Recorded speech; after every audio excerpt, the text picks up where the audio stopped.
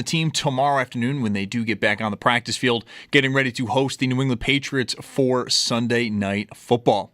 The bad news continues for the Ravens. Quarterback Lamar Jackson, according to Baltimore Sun reporter Brian Wacker, is set to miss this week against the Texans and could miss up to 2 to 3 weeks as he deals with a hamstring injury.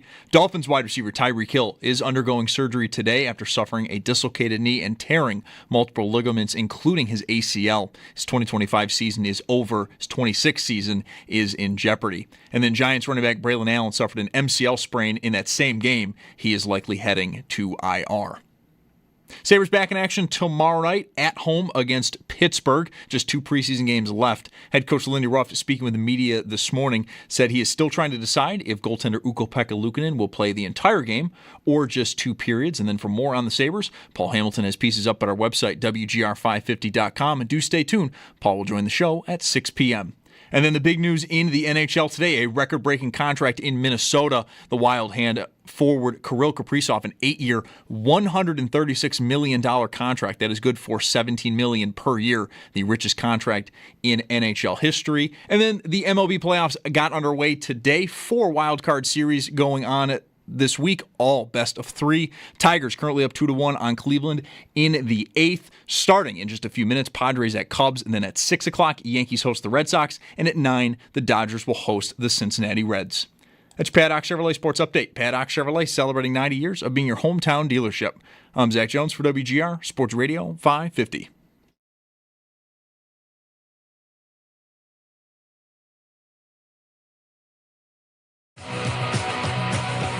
It's Mike Schopp and the Bulldog. All right, what's the report from outside? I was outside for maybe 3 minutes. I counted 8 Q-tips. It's got to be one person that just throws their Q-tips out the window when they're done using them in their cars. It's Mike Schopp. One person? More than one person using Q-tips and throwing them outside? I don't think I use 8 Q-tips in a year. I think I've never used 8 Q-tips. And the Bulldog. What the hell is going on out there? I don't think I want to work in a place where people roll their windows down if they're using Q-tips for Lord knows what and just throw them on the ground. Well, you do. What, is it the 70s? Oh, that's not very nice. It's Mike Schopp and the Bulldog. Driving on the highway 65 miles an hour. I get a little left in my soda from the fast food drive. Out the window. That was the 70s. Who gives an F about anything? Throw a burrito out the window. Nothing matters. 2025, what are you doing? On WGR. Throwing Q-tips out of your car. Sports Radio 550. Oh, I mean, maybe it's just us, but this is a baseball day. Bulldog's in his vintage Red Sox hat. He was just at Fenway. Had to run back in the house to get it. I walked out the door. The door wasn't locked. I was about to close the door and went, hat! And went back upstairs. So you chose to go back in to get it. You thought of it. Like today it's such a baseball day. I had thought of it earlier, and I thought earlier in the day, I thought I want to represent. Owen and I went to Fenway this summer. I'm trying to be back. I'm not really back, but whatever. I'm pretending. I'm posing. And you got to wear the hat. They play the cap, not a hat. They played today at 6. It's a hat. Yeah, whatever. A cap is a hat. Yeah. Come on. I should have worn Reds. Yeah, you should have. I have a Reds visor. You've seen it on the Twitch and the YouTube. Went Blue Jays instead. You're referring to it as the Twitch. The Twitch. Already bracing for the next round where the Blue Jays get the Yankees or the Red Sox. Probably Boston, let's be honest. Should be Boston. And the Reds visor didn't come up at home. Didn't run back in the house. Why do you say it like that? Are they favored in this? I've not even looked. No, but they'll win. Okay. I hope that's right. I don't know. The Yankees are Aaron Judge, period. That's it. Stanton's been Who? I know. He's had some pretty big hits down the stretch. I think you're fine. I bet Boston. All right. You might not want to because it's your team. Yeah. No, I don't care about that. I would bet Boston. All right. I don't think the Yankees are good at all. You know who's been good for Boston, which could be funny in this series? Chapman. Yeah. He has been good. I don't really like rooting for him, but, whatever. He's only usually pitching an inning. Is it time for some reverse AL power rankings? I guess we don't have that. I didn't clear it with Empire. Instead, as we embark on this Tuesday, Ross Tucker to come later. It's time now for the reverse AFC Power Rankings, powered by Empire Electric, your residential neighborhood electrician. Visit empireelectricians.com. It is such a baseball day.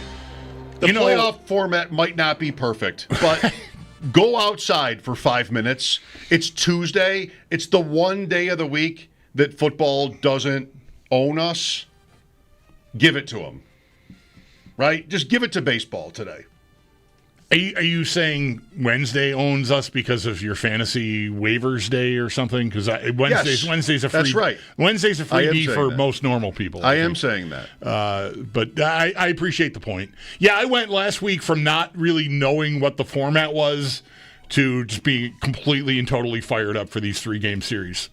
Like, once I knew what it was and I saw the matchups, we talked about it yesterday. The matchups all work for me. They all touch different wires for me. Historic matchups, rival, whatever it is. It all just looks great. So, and the scene in Cleveland today, I mean, I know it's not a packed stadium or anything, but sunshine, blue sky, I mean, it's just the best. It's beautiful. Yeah.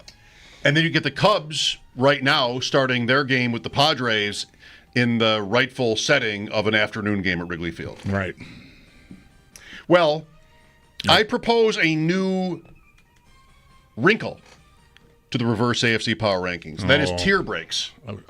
Okay, we could have had a meeting about this. Well, this is the meeting. You're at a meeting now, yeah. You're at the meeting. I do like in the moment meetings. That's fine. I'm proposing it. Okay. Tier breaks.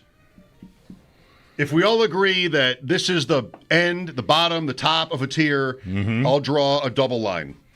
And then that'll be permanent. And then in the, when the Buffalo Historical Society analyzes this pile of documents and, breaks down and they make charts about, how the ebbs and flows of the rankings, you'll see the tier breaks, but they didn't think of it. And I was listening the day they did. They were talking about the Red Sox in late 2025 when they thought, tier breaks might be good to mark all right on these. All right, ready? I am, but I have a problem. 16? Yeah. I have no problem at 16. Really? None. Okay. It's one team only. For me, it's a tier break. Let's hear it. Tennessee. See, the reason I want to say I have a problem is because that was my first thought, and then I thought the Jets are pretty rank 2, 0-4, fancy new coach, just turning it over. They are nowhere at quarterback. Tennessee's going to, but they have a coach. Tennessee's got a. Do they? I mean, we'll see. I think he doesn't have a computer. I wonder. He doesn't have the internet. How bad could it get? Could he get fired? No, he won't get fired. He was a great player for them. Right. And they are in position to start over at quarterback, which may explain why he is not using his computer. Tennessee is not. Tennessee is down way worse. The Jets should be 2-2. There's no way they should have lost last night. Or the opener. Right? I mean, they could have lost these games. I'm just saying, But Tennessee's got what's more. Tennessee's got the. Do they have? Yeah, that might be as. I don't even know if they have the internet. That might be as tenuous as Aaron Glenn actually. When I've been to Tennessee, I can't get online. The Blue Ridge Mountains are a problem. I can't get online in Tennessee. Have you ever been able to? I can't. I had New York City. We stayed in a cabin high atop the Smoky Mountains 3 years ago now, and great Wi-Fi. Oh well, where's the stadium? I don't know. Tennessee is easily in the worst because if they finish last in the league, they're going to need a Carolina to swoop in and make them a sweetheart offer because they're not. I don't even know who the quarterback is next year. Maybe there's nobody. I haven't even considered that. I did a little reading on that today. Speaking of tier breaks, it was very lengthy article. I didn't get anywhere near through it, but the top of it was the top guys. The South Carolina guy looks really good. Alabama. The LSU kid and Oklahoma's guy, I think maybe was on there. And there's another guy I'm forgetting. The Oregon guy, Dante Moore? I didn't get to him. I'm not saying he wasn't there. There was so much about the first 4 guys that it's like, I got to go. I got to go to work. I closed it up. I don't care who it is. It's not Andrew Luck. Tennessee won't draft whoever that is. Right. I mean, most times that doesn't happen. Arizona did that. Arizona But did that. They didn't draft at 101. They drafted Rosen, what was that, 10th or something, or whatever it was, and then the next year drafted Kyler Murray. Right, and the 101. Bears also didn't draft Fields 101, so good point. But for neither team did it work. Anyway, even if they didn't. Okay, you've talked me Tennessee, fine. Tennessee. You talked me into it. I mean, it wasn't like I didn't think they were that they didn't earn an opportunity to be there. I was a little more torn on they and the Jets. 15. I guess I'm going to say Jets.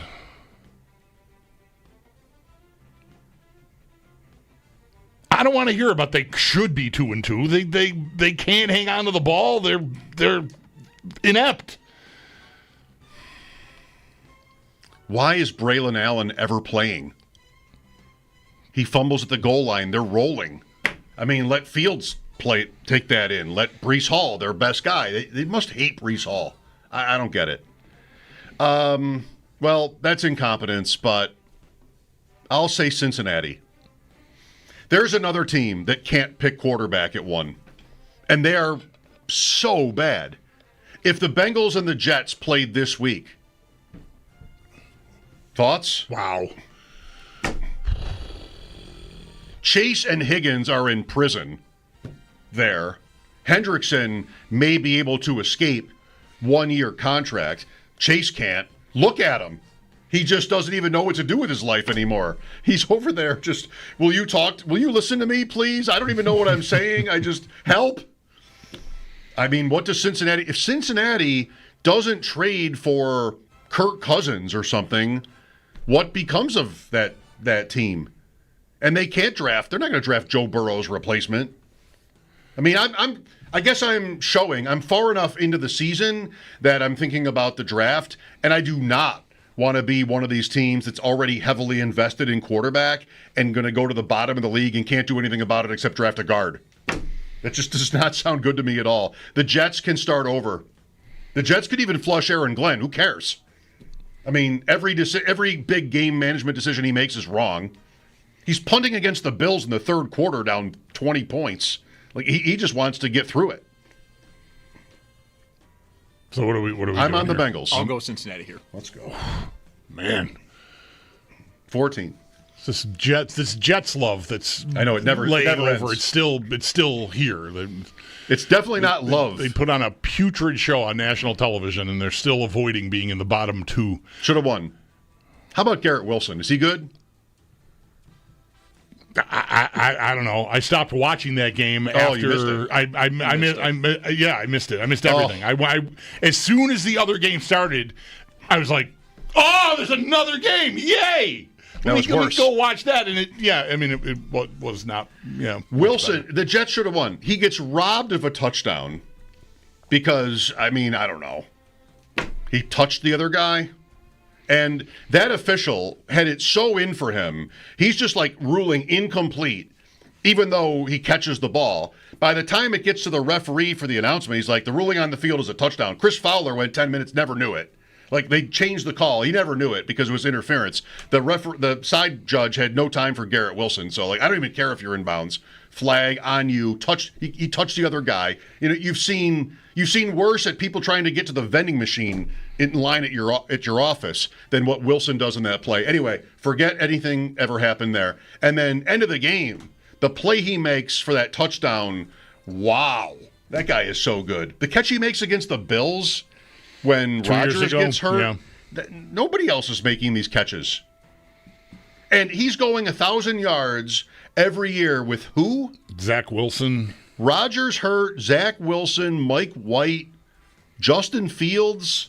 The guy is still undeniable. That guy, enough said. All right, 14, I'll say, is it already 2 Jets? I feel like we got to be at Jets. I might riot if we don't put the Jets here. There's so many other teams, though. We don't have any tier breaks yet. 13. How about we put Cleveland here and then maybe a tier break? Okay. Okay. What are the chances the kid they're going to put in is going to be any good when they get around to doing that? If they would still. It'll be this week, I think. Yeah, but Don't know. That is not known yet, right? Like we think it. Everyone thinks it should happen. It's been reported that it will. Oh, okay. Thank but you. Not that it's not confirmed. The coach is not stood. He won't do that till tomorrow. Right. Although they have to travel to England. Oh. Anyway, all right. Well, Cleveland is there then, and all right. I would say I would advocate for a tier break. Okay, tier break. All right, Cleveland at 13, 12. Need a sound effect for tier break. I just tried. Yeah. 12. The glacier breaking. Miami. Yeah. 11. Vegas. Yes. Do something. Vegas. Like, they should be 0-4. Well, no, that's not right. I mean, they beat New England. That wasn't a stupid game. They lose to Chicago. They could have won that. They shouldn't be field goal blocked. They're at the 1-3. end, Yeah, that's 1-3 is on point for Vegas, I think. It's getting harder to see. I just did it. They got a field goal blocked. Come on. What are the chances of that happening? That's getting harder to say. You got to stop saying it that way because it keeps happening. It's not like some rare occurrence anymore. I think it's the most since the year 2000 in the first 4 weeks of the season. Is that right? Field goal blocks. Yeah, I don't know why it's cut off there. If whoever did the work couldn't find data to go all the way back, I don't know. But nonetheless, it's been a crazy year for that already, and that was another example. But anyway, yeah, Raiders. Stop throwing 3 picks in every home game, please. Start throwing to Bowers. That's a personal request/attack. 10. Oh, wow. Look at that. There's a tier break. Yeah, right. Nominating tier break right here. Right? Who's 10? Did I rush the first tier break suggestion? No, you didn't. That's right, yeah. 4 teams all in the market for the 1 overall pick. How big does a bit of spittle that flew out of my mouth need to be for it to show up on the Twitch or the YouTube feed? That's not a question I can answer. Because just now that just happened. I don't know. I'd have to watch it. Anybody out there on the chat, bullpen, let's hear you. I don't know. Anyway.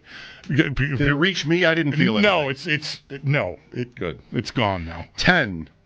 Sorry. That's a little graphic. Houston. I could get with Houston here. I think so. Yeah, I think so. Wait, did we tier break Vegas alone there? That's why I was starting to say if I rushed it when we did it where we did it the first time. No, I think that's fine, and I think there might be another one here. 9. Oof. Jacksonville? Who's 9?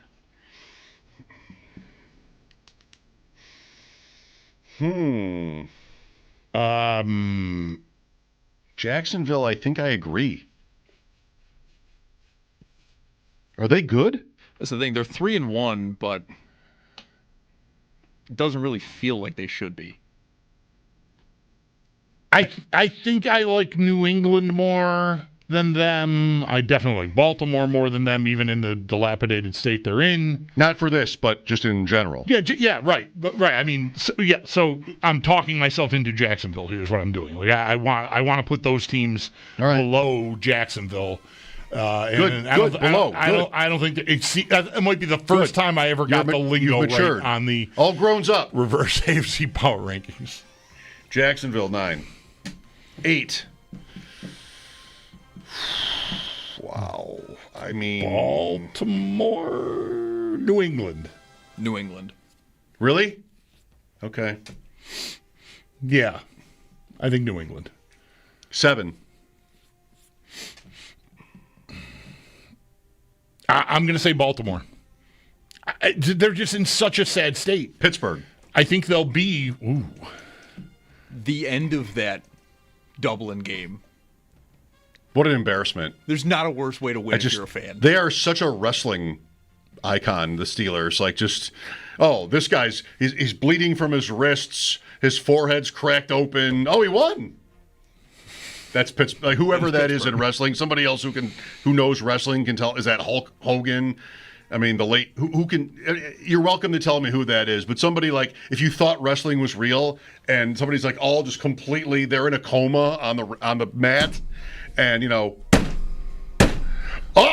up. I mean, that's kicked Pittsburgh. out. Yeah, every week that's Pittsburgh. They kicked out. Very good. Yeah, Pittsburgh at 7. Who would you rather play? Who would you rather play in the first round? The Steelers or the Ravens? Oh, come on. Yeah. Come on. Right. Pittsburgh. See, I've resorted to that now. Mm-hmm. Jeremy doesn't like that when he guest stars in the power rankings. It's like when you do is that what we're doing? Who would you rather play? All right, 6. We have the 3 AFC West teams. We have the Colts, the Ravens, and the Bills. Who is the worst? I think Ravens right now there. I'm okay with that. I gotta say Ravens. Yeah, I mean, I would have put them. I was eager to put them ahead, below ahead. See, now I already screwed it up. Cooper Rush is going to play these 2 games. Yeah, I mean, right? They could be 1-5. Yeah, it could be over. Yeah, it's 2 games already. Well, it's 2 to 3. I mean, okay, all right. I didn't. That's the report going on in Baltimore. Thank you. 2 All right. 3. I just saw he was in doubt to play this week. Was the last thing I saw this morning. Their next 2 games are both at home. Texans, Rams. Oh boy. Then a bye, and then the Bears are in there. So they're not on the road for a month. That would make sense to let him rest. Cooper Rush, though, going up against that Houston defense. Cooper Rush. It sounds unwatchable. All right. So Baltimore at what number are we? 6. They're at 6. All right. All-time high. 5. L.A.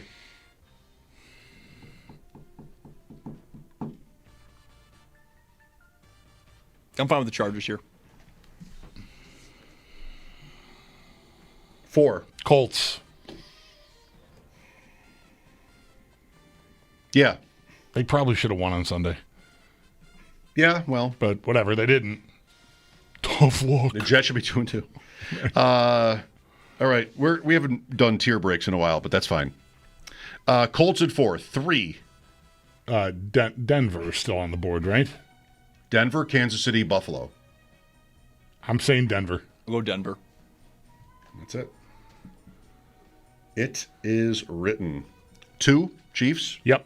1, Bills. Chiefs. All you have to do, Chiefs, is just smile at me from across the bar and wink, and a little bit of a wave, and then we love you just the same. It's all under the bridge. It's all fine. You don't even need to go through. You can just text me at 2:30 in the morning. Just Chiefs. walk in. Just whatever. You got a key. Just show up. Just walk in, and you're mine. I'm yours. You're good to go. Just anytime you want. Can I get you? Can I get you a cocktail? No, I was asleep, but fine. I'm not going to get like? you a cocktail. I've already made one. It's been sitting by the door for 40 days. Nobody's touched it. All right, Kansas City, the story of the week in reverse AFC power rankings on WGR, powered by Empire Electric. Your residential neighborhood electrician. Visit empireelectricians.com. All right. This is the time of year where these are fun. I agree. I mean, in the summer, you just have to hope that, somebody gets cut. Some third-string linebacker gets cut. Here we go. Reverse AFC. Has the balance of power shifted? But no, I mean. How bad a job did we do with the tier? We lost our way with the tier breaks. The last tier break we had was at the Raiders. Well, it was a one-team break, right? 2, but yes. Okay. Would you put the Bills in their own tier? I think I would put the Bills and the Chiefs on the same tier. Oh. Are the Bills deserving of their own tier? 803-0550. Ross Tucker at 4. Mike Schopp and the Bulldog. Thanks for listening. This is WGR.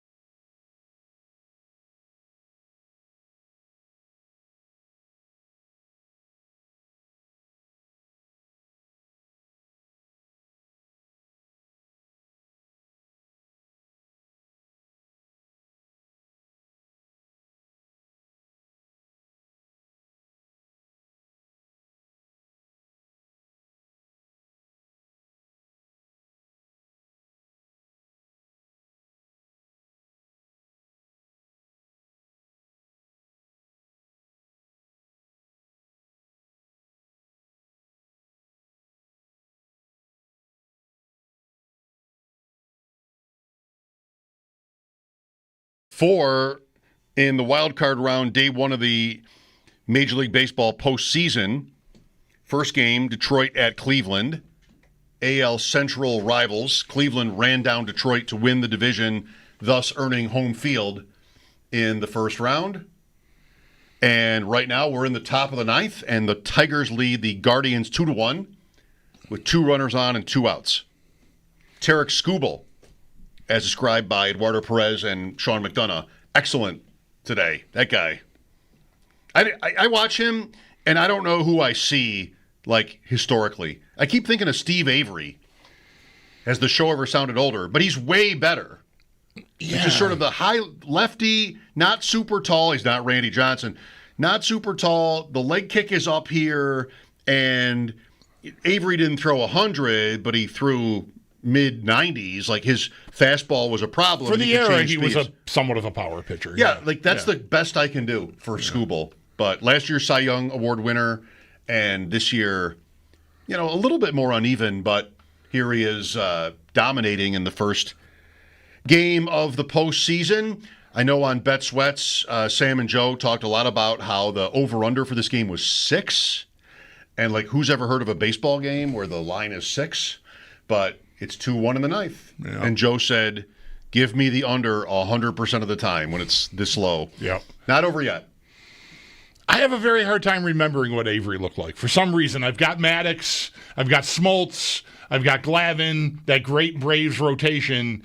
Avery, I would have seen him pitch almost just as much as those other guys. I mean, they were all together for a good long while there. He just didn't last as long. And I can't see him, like, in my head. When I think you've said this before about Skubal. Okay.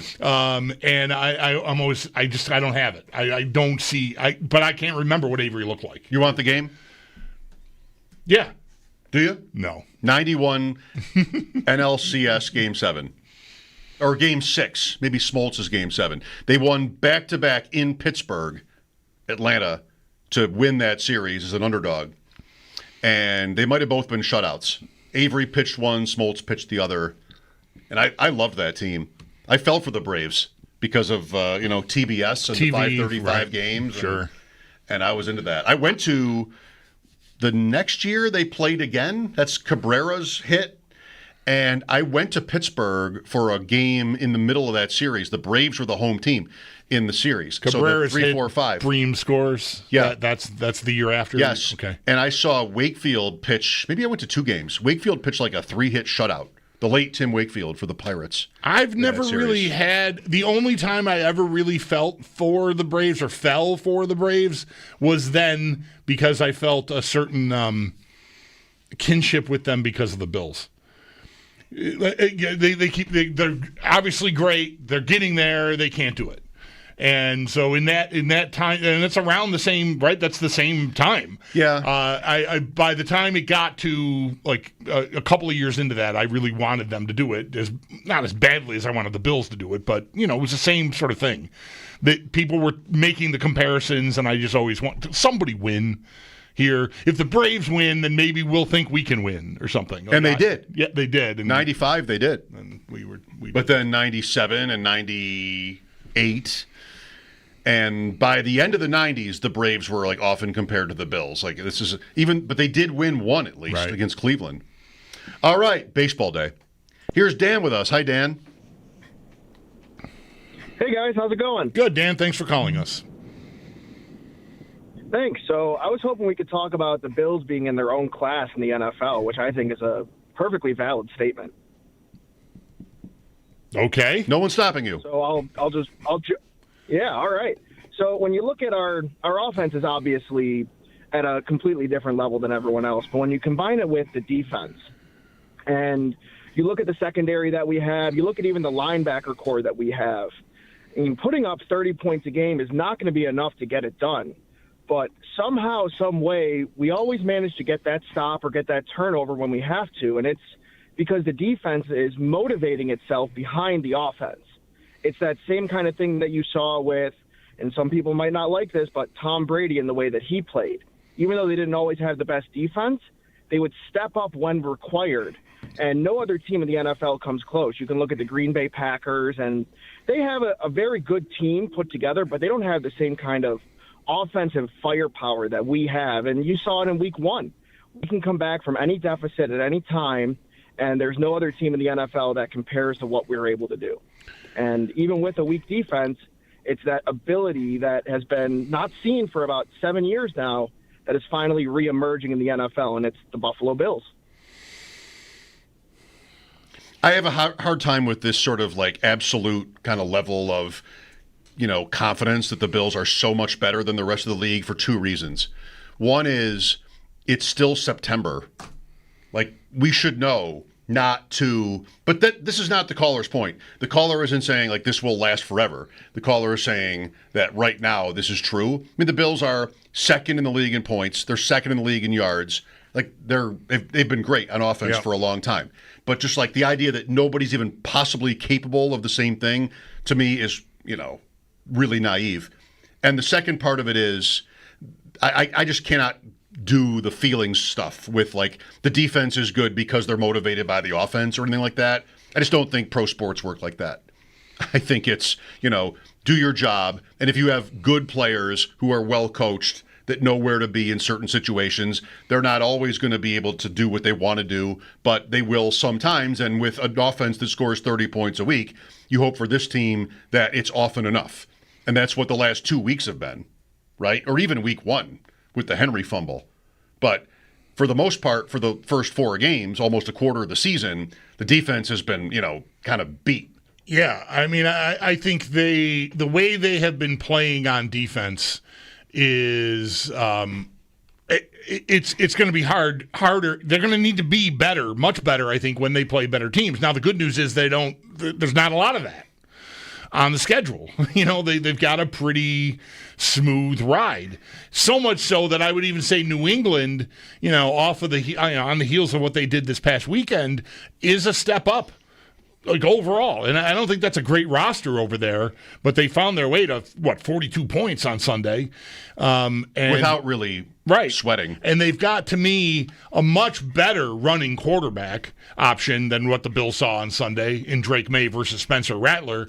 So I think they're going to have to get some stuff buttoned up this week, or they could be in real trouble because I think Drake May will be able to function passing the ball down the field against them, as well as the running stuff. So they're going to have to find their way to a better, just a better overall plan and execution, really. I don't know about the plan. They just missed a bunch of tackles on Sunday. Do we know that it won't be super windy? I can't say I know that at this point. Okay. I don't know. I don't know about wind. Because that's one time where the Bills lost to New England. Right. Was it when it was super windy? Right. It's a little bit odd that first in the league in points is Detroit.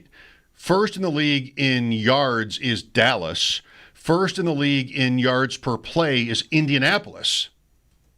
But the Bills are kind of like second at all of those, which is, that's better than one. And the margins are very small. I'm not dismissing this game. I'm happy to talk about what the Bills should do in Week 18 if they've gone 16-0 and have the option. I'm always here for that conversation, just so everybody knows.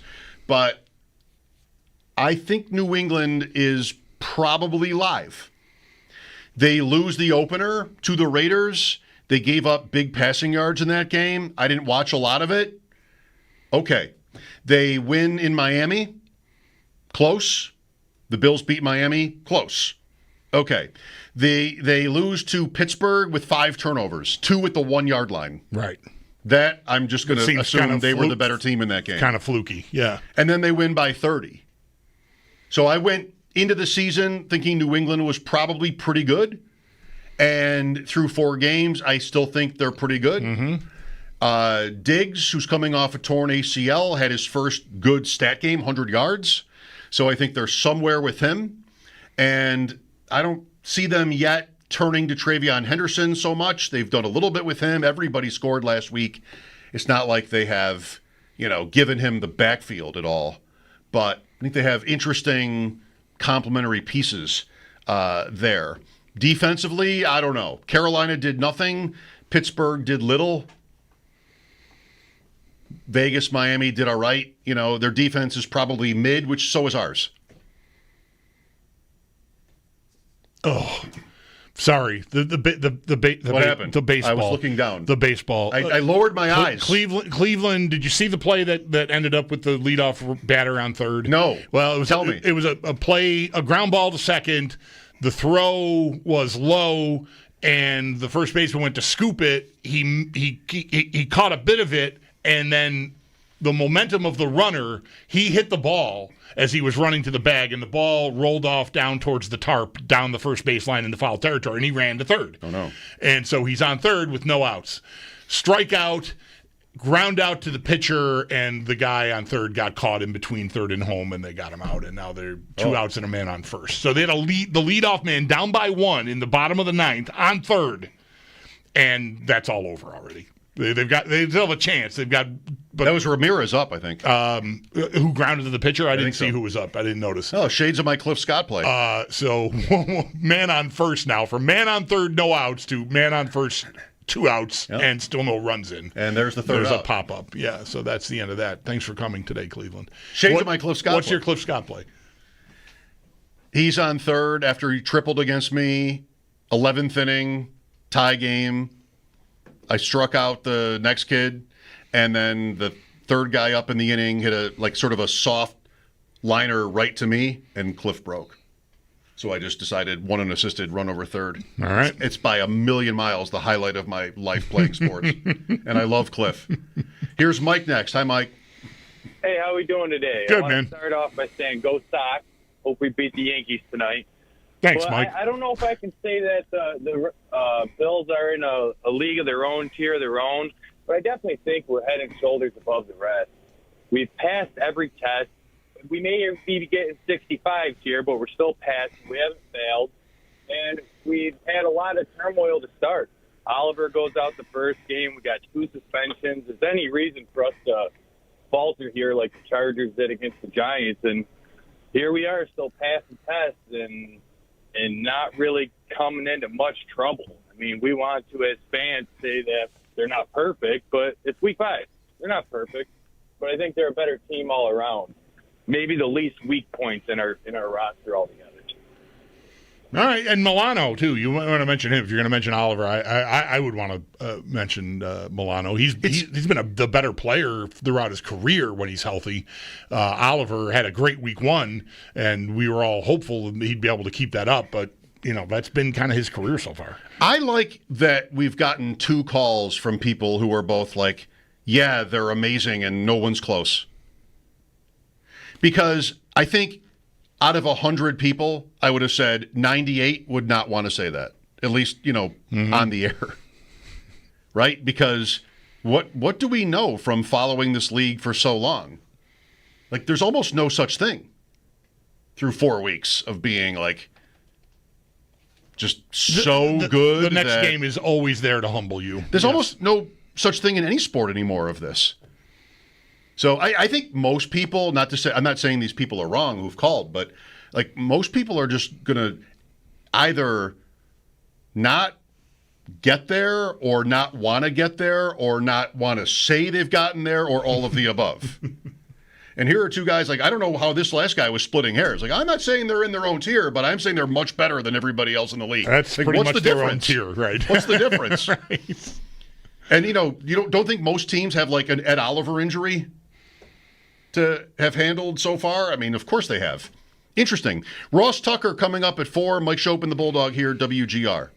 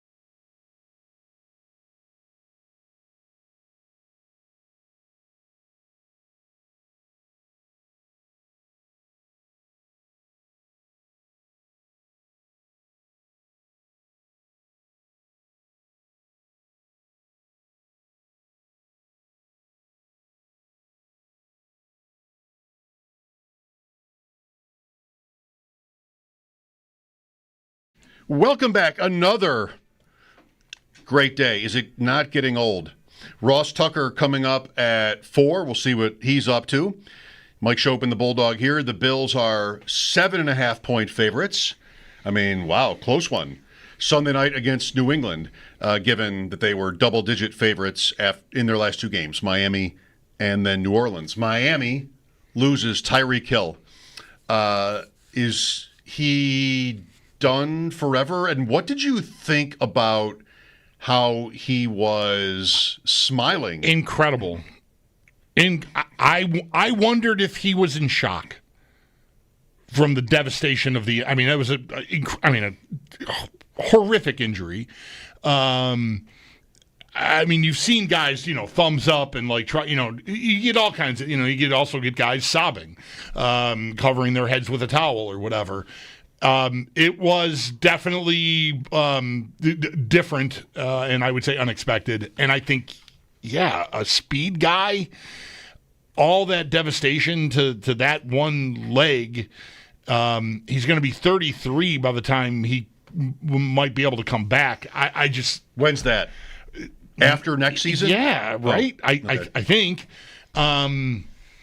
I just don't see a way. I think we saw the last of him as a top tier player. I mean, I'm not saying he won't make it back and be a great story to come back from that injury, because guys have come back, but I think him as an impact player, that ended last night on the field. I think. I'm no.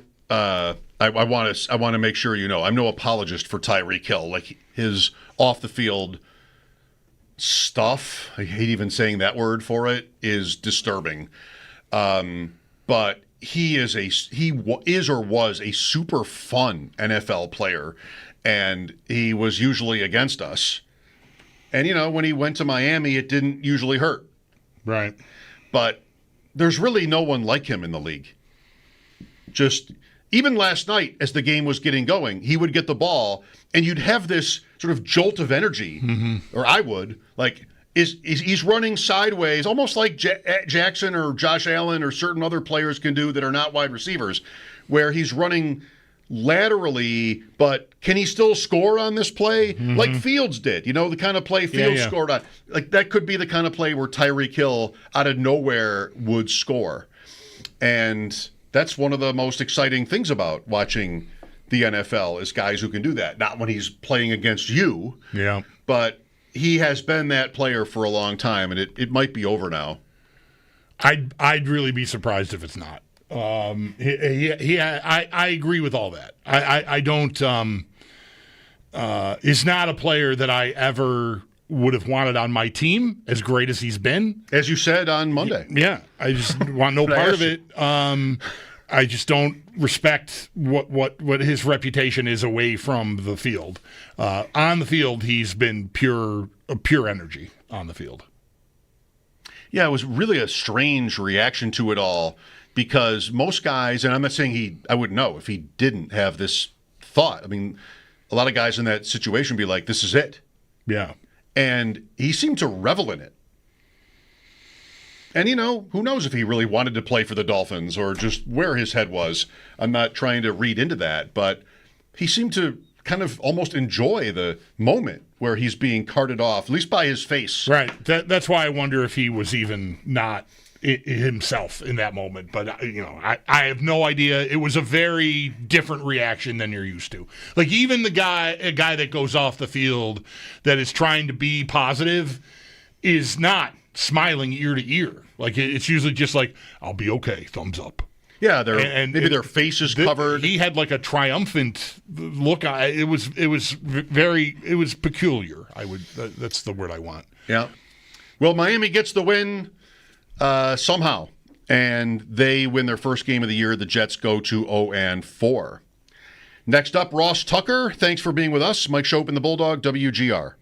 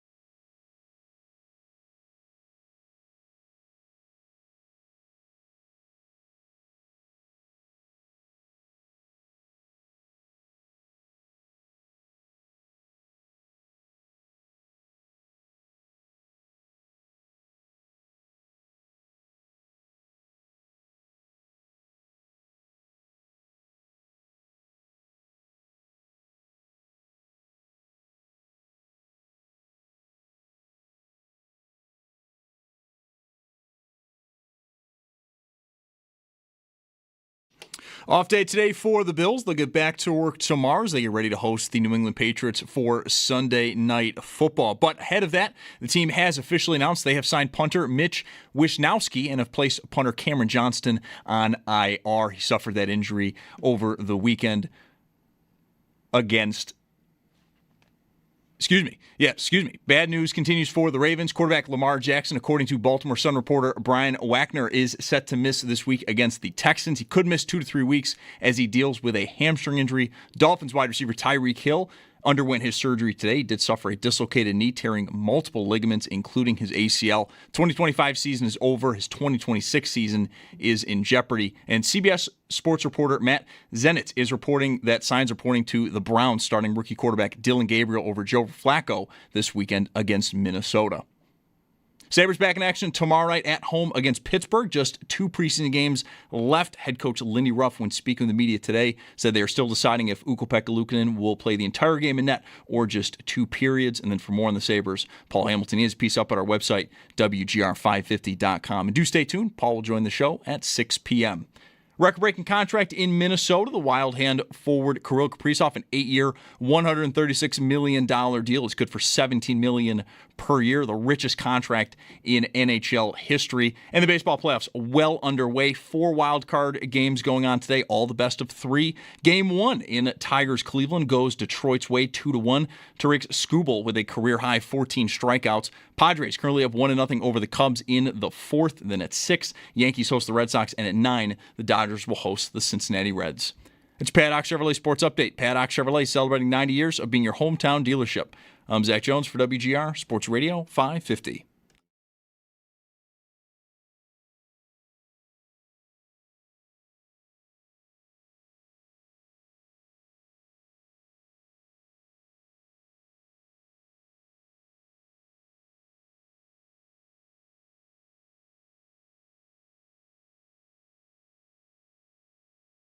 Off the air. Do you ever use calligraphy?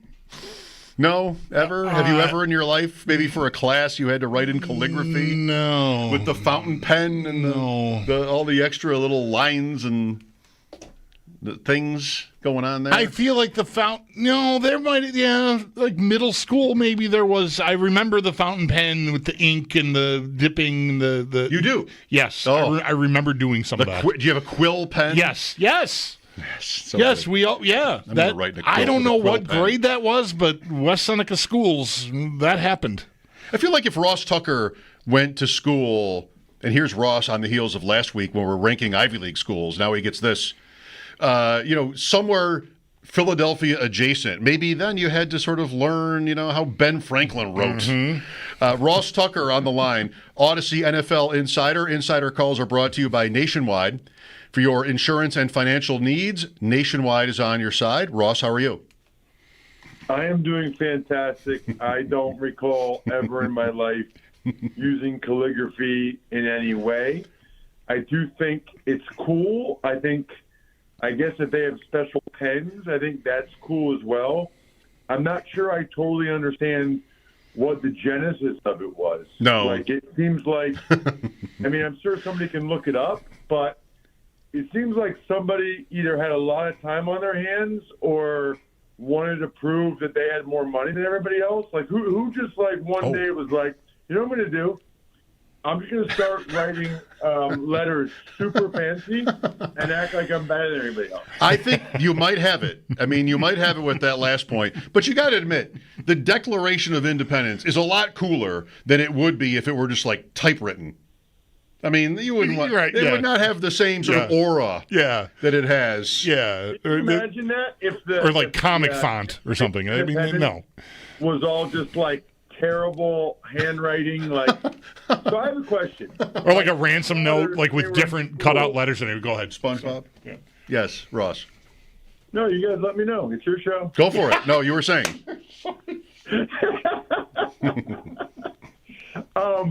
Can you imagine, what is the opposite of cursive? I've never in my life written cursive other than when in middle school or elementary school we had to. First of all, we don't handwrite anything anymore, but I never did cursive. But what's regular what are regular letters called? Script? Oh man, I'm stumped. I don't know. Sanskrit. I'm sure that's wrong. I don't know the opposite of cursive. I don't know. I'm gonna try though. I'm gonna think about it. Regular? It's not Regular. regular. No, it can't just be regular. Print. No, That can't be right. I don't know. Dot matrix. I don't know, Ross. You got me on this one. You stumped us.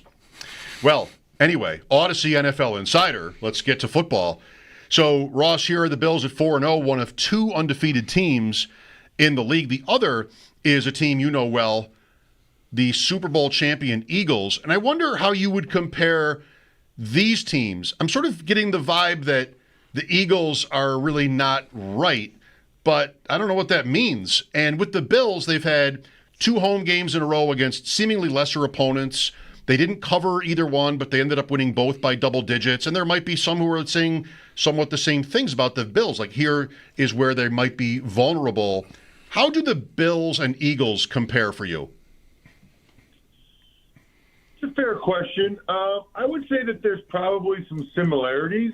I think, both teams are winning despite possibly not playing their best. But, I'm kind of starting to wonder, who are these teams that are playing their best? Like, who are these fictitious teams out there that are playing their best all the time? Like, that's just not – I don't know that that's really a thing in the NFL. Maybe towards the end of the year or maybe in the playoffs. But the Eagles were horrific, okay, in the first half against the Rams. And then the second half, they were amazing, and they block a field goal and they win the game. And then against the Bucs, they're up 24-3 in Tampa. They're killing the Bucs. And then they didn't complete a pass in the second half, had like 5 3-and-outs, and they hang on to win 31-25. So guess it depends on how you look at it or how you want to talk about it, that, either the Eagles are a flawed team or they're finding a way to win even though they're playing less than their best. What I have to remind people is, first of all, who cares? And then second, they're 4-0. None of us will talk about this for 1 second in September, Right. In November or December. Right. And then secondly, last year they were 2-2. So are people really nitpicking that, the passing offense hasn't been great or they're not running it as well? Yeah, they're not firing on all cylinders, but I got news for you. That's NFL football now in the month of September. There's so less practicing and there's almost no playing time in the preseason games that September is more or less like when the colleges play the directional schools or, Notre Dame plays UB or whatever. It's when they're figuring it out. The first 3 or 4 weeks for all these teams is they're kind of figuring it out. And then we'll find out moving forward in October who figures it out. 2 years ago, the Eagles were 10-1, beating the Bills in an incredible overtime game in Philadelphia. 6 weeks later, they lose bad in Tampa in the first round. Everybody thinks the coach is getting fired. That's 2 years ago. And in they between started then and great. now, all they did is win the Super Bowl. Right. What's funny about you mentioning that is that that's the concern among Eagles fans right now is this feels a lot like 23. Yeah, I know we're winning, but it doesn't look good. This is going to collapse. Like that like what you just referenced is exactly what is the example that a lot of Eagles fans are bringing up. Well, you go ahead. You tell us how real is sort of. They're both of these teams, the Bills and Eagles, are banking wins without maybe their best stuff. And, in the case of the Bills, Ross, they've got guys, everybody's got injuries, right? But Ed Oliver, Milano, they've got Hoyt and Ogunjobi coming back off suspensions in a couple of weeks. Like, there's reinforcements coming. And mostly all I've been thinking, and I would think maybe you're thinking about the Eagles the same way, bank all the wins you can and just be better than this when January comes, right? Because, the way the Bills are playing defense right now, for example, I don't like them against a good offensive team like that can actually throw the ball down the field, unlike New Orleans on Sunday, who just killed the Bills on the ground despite being inept throwing the ball down the field. So they got stuff they got to button up. But, man, to be banking wins while you're buttoning up is pretty solid. That's exactly right. It's like, the Bengals won their first game against the Browns really ugly. They probably should have lost. It was 17-16. And everybody was like, Joe, what's wrong? Like, to Joe Burrow, like, oh, my gosh, what happened? You guys couldn't move the ball in the second half. And he had, like, the greatest line. He's like, yeah, we didn't win any of these games last year, so I'm actually super happy right now. And we'll figure out how to put more points up and score more and throw the ball more. I'm just so glad we won even without doing that, right? And I think that's the correct attitude is, hey, we've got things we need to improve upon, but let's win while we're doing it. The reality is bad teams lose, and even average teams lose when they don't really play well. Good teams, find a way to win even when they're not playing that well. Now, I will say there's a big difference between the Bills and the Eagles. And the big difference is the Eagles just beat 3 playoff teams in a row. The Eagles, that was, they won at the Chiefs. Then they beat the Rams, who gave them a great game in the divisional round. Then they won at the Bucs. So those are 3, in my mind, legitimate Super Bowl contenders. And the Eagles, without playing great, beat all of them. Whereas, the Bills, who are we talking about? They were obviously fortunate to beat the Ravens, but they did. And then we're talking about the Jets, Dolphins, and Saints. As you guys know, I do the Ross Tucker Football Podcast Power Rankings. Yes. Every Tuesday. Those are 3 bottom 5 teams. So I think, feather in the cap of the Eagles for getting wins against quote-unquote good teams without playing well. For the Bills, they might be fortunate that this is how the schedule laid out and that hopefully they can play better and be better against better teams later when they get these guys back and the guys off suspension, et cetera. Insider calls, including this one with Ross Tucker, brought to you by Nationwide. For your insurance and financial needs, Nationwide is on your side. What's New England for you? And is there any chance you'll be up here Sunday night? What's New England for me? New England, the team. Got it. Yes, yes. And we're not talking about foliage here. I'm not asking for you to draw a line around states. Well, a couple things. I will not be there. Okay. I have Rams, Niners Thursday night, Westwood 1. Nice. And then I have my first college game, one of only 3 college games, noon on CBS. Air Force at Navy. It's on every CBS television in the country, so everybody listening can watch it. I love when you take a screenshot of me on camera right at the start of the game, tag me on social media at Ross Tucker NFL. I get a kick out of that. It's almost an automatic repost, by the way. And New England is clearly much improved, clearly the second best team in the AFC East. And because of that, both myself and Steve Fezzik, my co-host on the Even Money Betting Podcast, we really like the Patriots getting the 8.5 this week. Now, I still think that the Bills will win the game, but I think it's going to be close. I wouldn't be shocked if the Patriots surprised them. The Bills have been living dangerously a little bit. I think the Patriots are a decent amount, better than the Dolphins, Jets, and Saints. So I think this is going to be a real tussle, a real battle for the Bills. But because it's Sunday night, they always find a way to win these games, and I think they will. But I certainly think it'll be a one-score game, and I like the Patriots with the points. Yeah, I mean, seeing what Rattler was able to do on Sunday against the Bills. Ross, they had a hell of a time with his running in this game. He ran for, I think, 50 yards or just about 50 yards in the game. And to me, May is just better at everything, but kind of by a lot as far as passing goes than Rattler has been so far in his career. And even running-wise, like I feel like I have viewed May as sort of like Josh Allen light for now. Like he's not quite as big and not quite as dangerous and quite as physical, like everything. It's just a little bit, but that's still, to me, a pretty scary player. And, not for nothing, the Bills had trouble containing Tua in the pocket last Thursday, or 2 Thursdays ago now.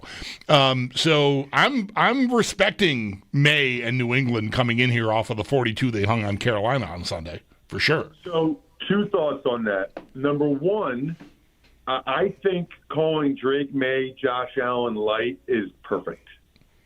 He's not Josh Allen. He's not likely to be Josh Allen. But, whether you call him Josh Allen light or a poor man's Josh Allen or whatever, that's exactly what he is. He can do a lot of similar things to what Josh does. Although Josh's ability to seemingly always make the plays late he needs for the Bills to win those games is just incredibly impressive. I don't know that Drake May has, what I will call the it factor or the clutch gene yet. Secondly, I don't know if you guys saw this last week after the Dolphins game, but you inspired Labatt Blue Light to do a taste testing session with me. Did you guys see this on social media? I did not catch this. Okay. They heard me. My friends from Labatt Blue Light heard me when I was saying it's by far my favorite. Oh, because you guys, when I was going up there for the Dolphins game, you guys were asking if I was having an event through the Labatt Blue guys. I said I don't think so, but I wish because it's the best tasting beer. So my guy Jason from Labatt Blue Light was like, "Hey, can we do this when you come here?" I'm like, "Do what?" He said, "A taste test." So I did a blind taste test of Labatt Blue Light and 3 other, mass-produced light beers, and had to kind of say which one was my favorite. And thank goodness my favorite was Labatt Blue Light. Yeah, or else it was over. You were in some trouble. Yeah. But anyway, you guys inspired that. So people didn't see it. I'm sure that they posted it to their social media at, Labatt Blue Light, at Labatt USA or whatever. But I put it on mine as well, at Ross Tucker NFL. So that was actually very fun, hilarious.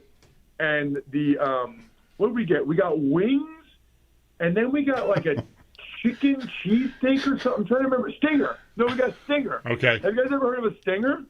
Yeah, That's chicken fingers and steak. Yeah. Yeah, I had never heard of that before. That was unbelievable. Oh, you got to get the buffalo more often. It's not on my diet. It's a staple. With bread. Right. By the way. It's a staple. Here. Ross, by the way, again, I'm going to take you down a different road here, but you're talking about beer. Greg Olson, who I don't know how well you know him, but, a fellow top analyst, he goes to do the Ireland game, and it comes up how he tried a Guinness because, I'm in Ireland, this is what you do. Oh, how was it? It was okay. I'm not eager to have another one. That sort of hit me. And he'd never had one before. He'd never had, right. That's the point. I should have said that. He never had a Guinness before. So, I don't know, I don't want to alienate you from your Labatt tribe there, but because I don't know if Guinness is in the same realm, or at least who owns what. I don't think they're in the same family. No. Here's let me just cut you off, even though it's your show. Please. And let me just make the point you're trying to make. Okay. Mm-hmm.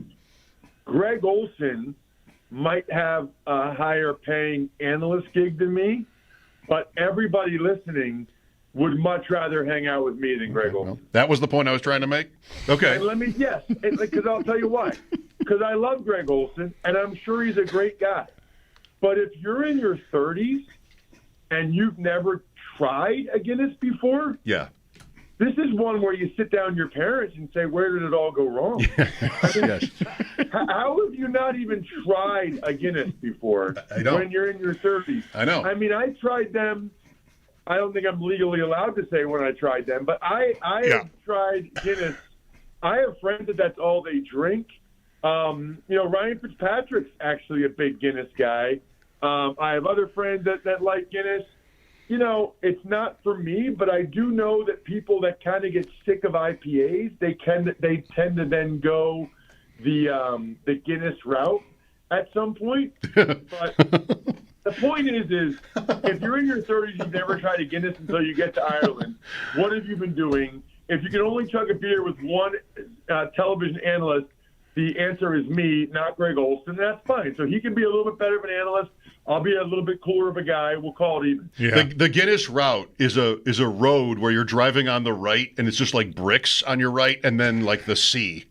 But there's no shoulder. What the Guinness route, as you put it, that's what it looks like. There's just don't lose the wheel because you're going into the Firth of Forth. If you do, well. I definitely feel that. I'm a huge IPA guy. I think you know that. But when it gets to a certain point in the summer or fall, it's time for a pivot, and that pivot is always to a stout for me. The Bay of Fundy. Yeah. Yeah, I'm not. I got buddies that are big stout guys. I can't do it. If I pivot, it's obviously to Labatt Blue Light, or like in the summer, maybe I would have like I guess a Mexican lager with a lime, with 2 limes. Love that. I feel like it's healthy and refreshing if you put a lime in. Like, I don't even know if limes are healthy for you, but in my mind, it's like, oh, it's a beer. It's fruit. It's fresh fruit. Yeah. It absolutely. Put a lime in now. This is basically fruit and Gatorade here. Absolutely moves it over onto the nutritional chart and the food groups. Ross, we'll let you go. Just on this, listener Mark writes in to say the opposite of cursive is printing. I think that's correct, but when I think printing, I think about like machines printing. You have to print something out on your computer. Like, I got to print these 5 pages out. I don't think of like writing. Yeah. All right. I don't know. We need to come up with something better. We have too many synonyms. Is that the right word? We do. We have another week to think about it. Thanks for your time, Ross. Enjoy LA. I will. Yeah, I think I'll be there for like 14 hours. It'll be great. See you guys. That's all you need. All right, Ross Tucker, Odyssey NFL Insider. Do you have it up? I do, yeah. Insider calls are brought to you by Nationwide. For your insurance and financial needs, Nationwide is on your side. I'm glad someone got through to you or us. Me? The print. Like Printing. That was, you learned to print and then how to write. In cursive, that print that was just laying there. It's so long ago. It was. It definitely was. What a beauty, Ross. Didn't get to the Ravens at the Chiefs like I had hoped, but we talked about writing and beer. So I don't know. We got to the Eagles at least. There was a tweet yesterday that made the rounds from a Philadelphia guy. It was like 2 years ago, basically to sum it up, 2 years ago, the Eagles were perfect, and the season imploded. And then last year, they weren't perfect, and they won it all.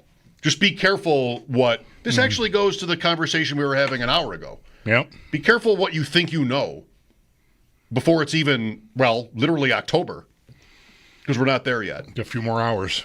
The most important thing has always been the standings. You always say it. And the Bills have a huge lead, at least a lead, in the standings at this point. They also have a new punter, 803-0550, for your thoughts on how this all is going. Is it like totally wheels up, it can't go wrong, or are you worried about certain things? Always looking to get the perspectives here. Paul Hamilton will join us later on. Mike Schopp and the Bulldog, WGR.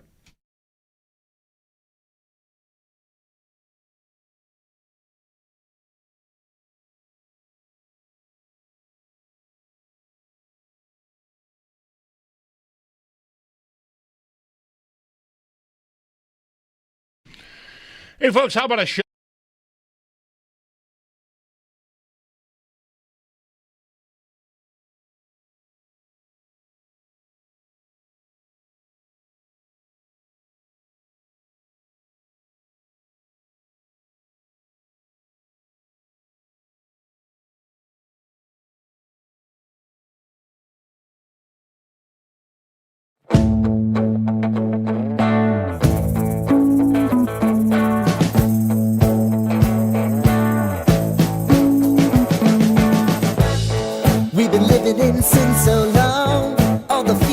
gone. Fella stopped me on the street last night, said everything's alright. Roller coaster, make it through the day upright. It seems your meal ticket is gone, but life goes on. I could never imagine something better. Yeah, right. Now you're cooking on high heat in the middle of the street. Roller coaster, take me to a better time. Let's go. All sing your high line with the roller coaster of life. Yeah. It's time to all choose your timeline on the roller coaster of life. Oh,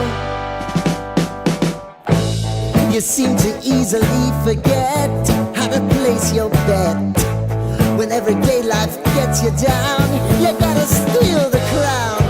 Got to own it. Don't bitch and moan about it, please. God forbid you scrape your knees, and it's nothing to sneeze at. Oh, I've told you over and over again. You gotta get both hands around it and make your own plans.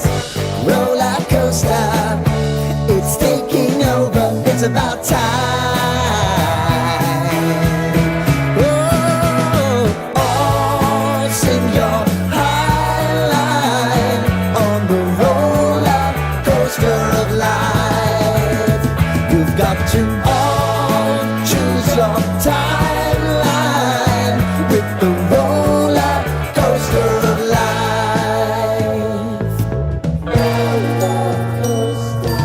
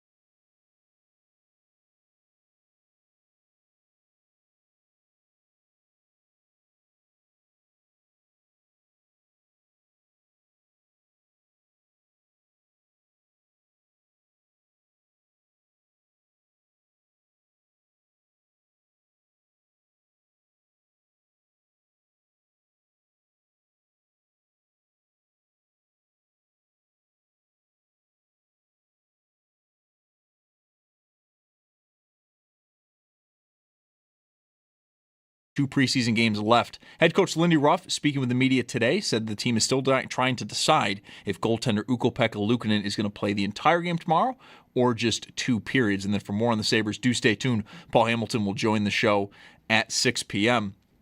And then also in the NHL, a record-breaking contract in Minnesota. The Wild handing forward Kirill Kaprizov an 8-year, $136 million contract. That is good for $17 million per year, the richest contract in NHL history. And then in baseball playoffs, well underway. We've already got 1 game in the books. The Tigers take Game 1 versus Cleveland 2-1. Tyreek Hill with a career-high 14 strikeouts. Cubs-Padres currently in action in the 5th. The Cubs do lead that game at 2-1. Then 2 other games later this afternoon. Yankees hosting the Red Sox at 6. Then at 9, Dodgers hosting the Cincinnati Reds. It's Paddock Chevrolet Sports Headlines. Paddock Chevrolet celebrating 90 years of being your hometown dealership. I'm Zach Jones for WGR Sports Radio 550.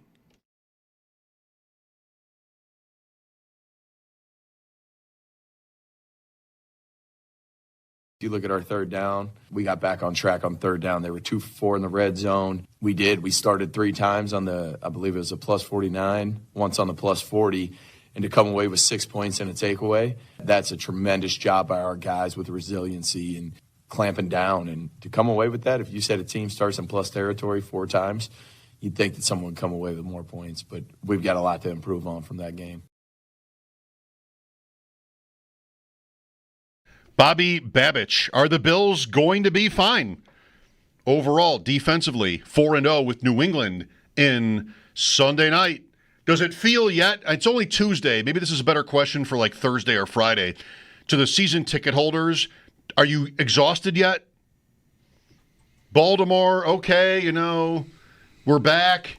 This is a thrilling game. Maybe I even stayed to the end, made it through the next day at work. Then week 3, here I am on a Thursday night.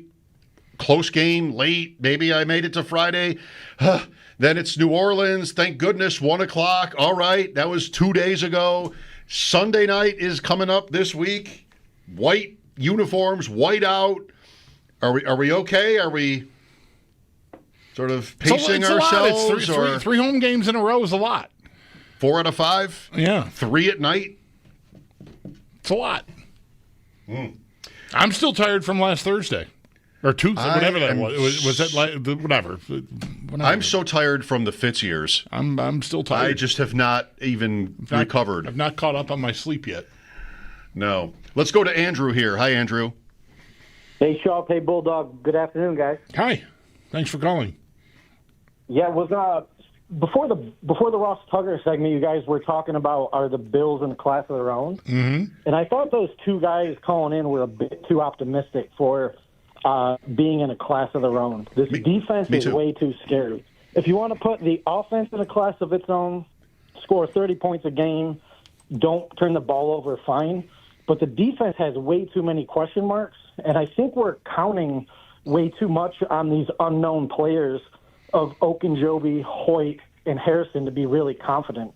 And secondly, this entire back 7 makes me really nervous because Teron Johnson and Bernard, they're always hurt. I hope they don't get it, but I think we're 1 secondary injury away from disaster. Yeah. I know the defensive numbers, like when it comes to the passing, we're 1st or 2nd in yards per game, but game script for the Ravens didn't. Lamar only had 20 attempts. Then we had the Dolphins, which we always have the number for, and the Jets and the Saints are just pathetic passing offenses. So what do you guys think about that? I think their pass defense has yet to really be tested. Yeah, I think that's fair. Now, I thought Baltimore would do more like they did in the playoff game, but they didn't need to because they ran for 200 yards or whatever it was that they did. So. Yeah, I mean, I hear you on Hoyt and Ogunjobi, and especially Ogunjobi. Like, I don't even know. What is he? You're right. I don't know what he is. I don't know if he's someone who absolutely would have been given a spot if Dwayne Carter hadn't gotten hurt, honestly. Like, that Ogunjobi to me was... But they did keep him through the suspension, so, I mean, there must be some... But I think he's a rotational piece. he's Jordan Phillips to me. Like, he's younger, but the guy. So I'm not looking a lot there. Hoyt is a very interesting piece of the puzzle, though, because that's a guy that, at least in L.A., moved around a lot, and I'm really curious to see what they have in mind for him. But with all that said, because yes, everyone gets mentioned at once. The guys that are suspended and the injured guys. I think Oliver and Milano are the bigger deal here, to me. Really, they're known commodities anyway. And if they come back and Oliver plays the way he played in the opener, then you've got really, I think, your best defensive lineman back. No disrespect to Joey Bosa, but he's made enough mistakes to sort of at least offset the good things he's doing a little bit. And Milano, he's been such a good player and looked like he was all the way back, but that wasn't going great to start the year. Like, the Baltimore game was not good for him. And so I appreciate your caution about the overall point. I think it's it should be heated. I'm heating. I think it's right. And someone else always seems to drop out. Like, you're going to get guys back, someone else is going to go out. Like, it's football. That happens all over the league. It would surprise me if they get these guys back, if they have a smooth ride to the finish line. I mean, let's make sure to protect Christian Benford's head. Good That'd idea. be good to do. Good idea. Wrap, stop clipping him. Yeah. I don't want it to happen again and hear that the wind was just knocked out of him. And Benford, you saw what happened last year. That might have been the difference between what happened and a Super Bowl win. Yeah. I mean, really, Benford. So how much can you do to prevent that? Not really all that much. Except, just don't play guys. But we've yet to see the Bills get to that point. The one part I wouldn't pump the brakes on is the young guys that are already playing. Dorian Strong is playing. Like, he took a couple series away from Tre'Davious White in the game on Sunday, and that I don't think is just because of White underperforming. I think it's we want to get this guy on the field because we think he can help us. And Deion Walker in the middle of their defensive line has been. He is saving their draft class right now. Hairston's hurt. Sanders has been underwhelming. Hawes. Jackson can't get a jersey. Hawes, yes.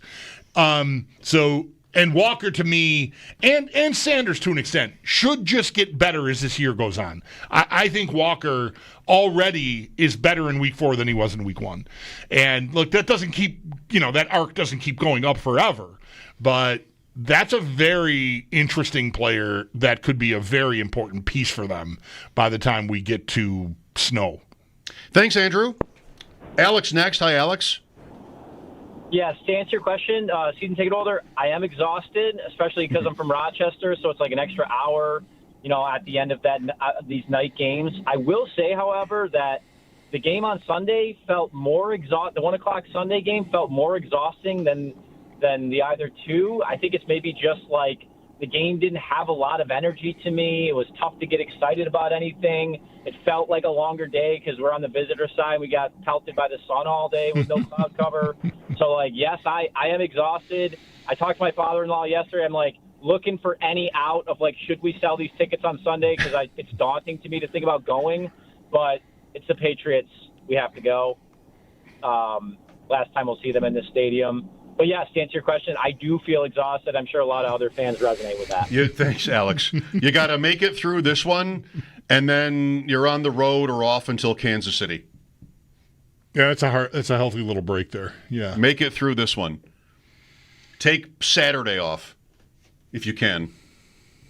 Maybe your kids can get a ride from somebody on Saturday. For all their stuff, all the kids' stuff. Maybe Friday night you stay home and rent Tootsie.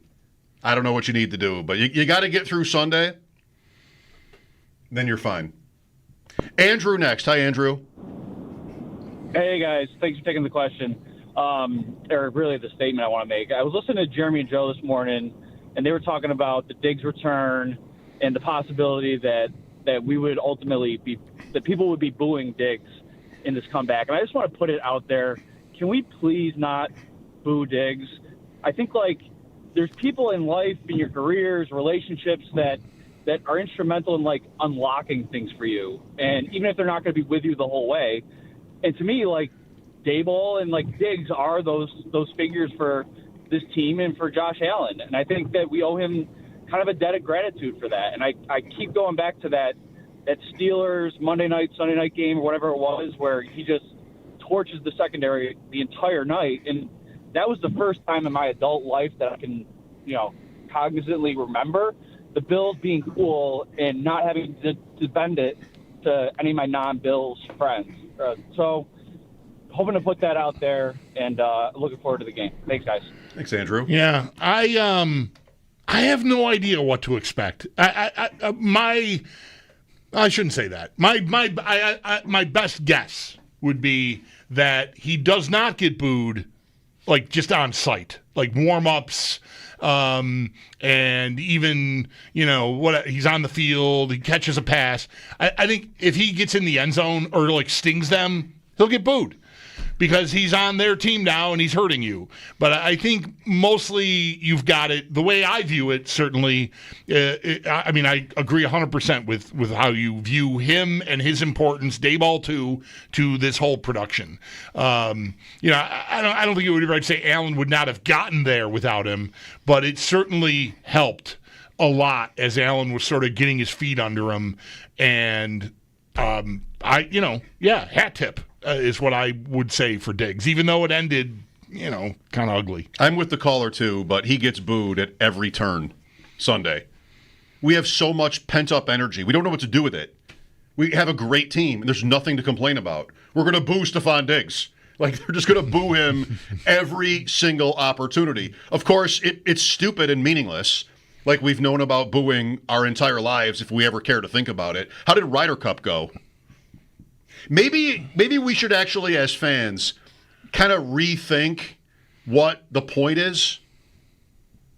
Because the simple, dumb premise of booing is, like, this will upset you.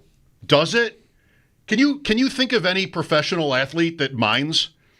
They love it. If they're the road team, I think Diggs if you're at home, like that's a different thing. I think. Well, but, yeah, sure. Like if they're booing Shoffley, but the road game, then yes. Sure, you relish it. I think. Of course. Think about Stefan Diggs for 5 seconds.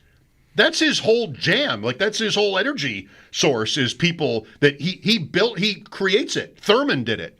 They just create these worlds where they think everybody's against them, and then thrive on that energy. So, people who boo don't think, they just boo. They're not thinking about what it's going to mean. Maybe at the Ryder Cup, they think if they boo Rory McIlroy all weekend that he'll actually play worse.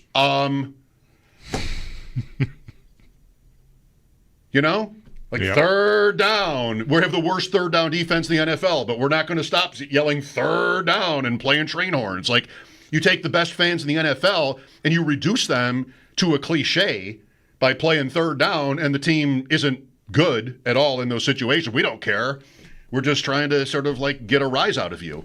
And that's what, booing Diggs, it's just something to do. I mean, we're so bored at these games. They're winning by so much. There's something to do. Like, oh, Stefan Diggs, you left and we're just as good. So boo. Like, it's also dumb. It's always been dumb. But I guess we're just so bored at these games that we just couldn't possibly just sit there. You couldn't possibly go to Ryder Cup and not boo John Rahm, I guess. Because what? You didn't get your money's worth? It's just so dumb. But, good for the caller saying, like, yeah, don't do it. I fully agree. Much respect for what he meant to all of this. He was great. I mean, he'll be one of the Bills' best receivers ever. That's just it. Like, he was amazing. He was one of the best in the league for 3 or 4 years in a row. He had a lot to do with their success. We don't care. Daniel Briere, nobody meant more to the Sabres' success when he was here. And then as soon as he walked across the street, he got booed coming back. It's never stopped. Just fans. 803-0550, Mike Schopp and the Bulldog, WGR.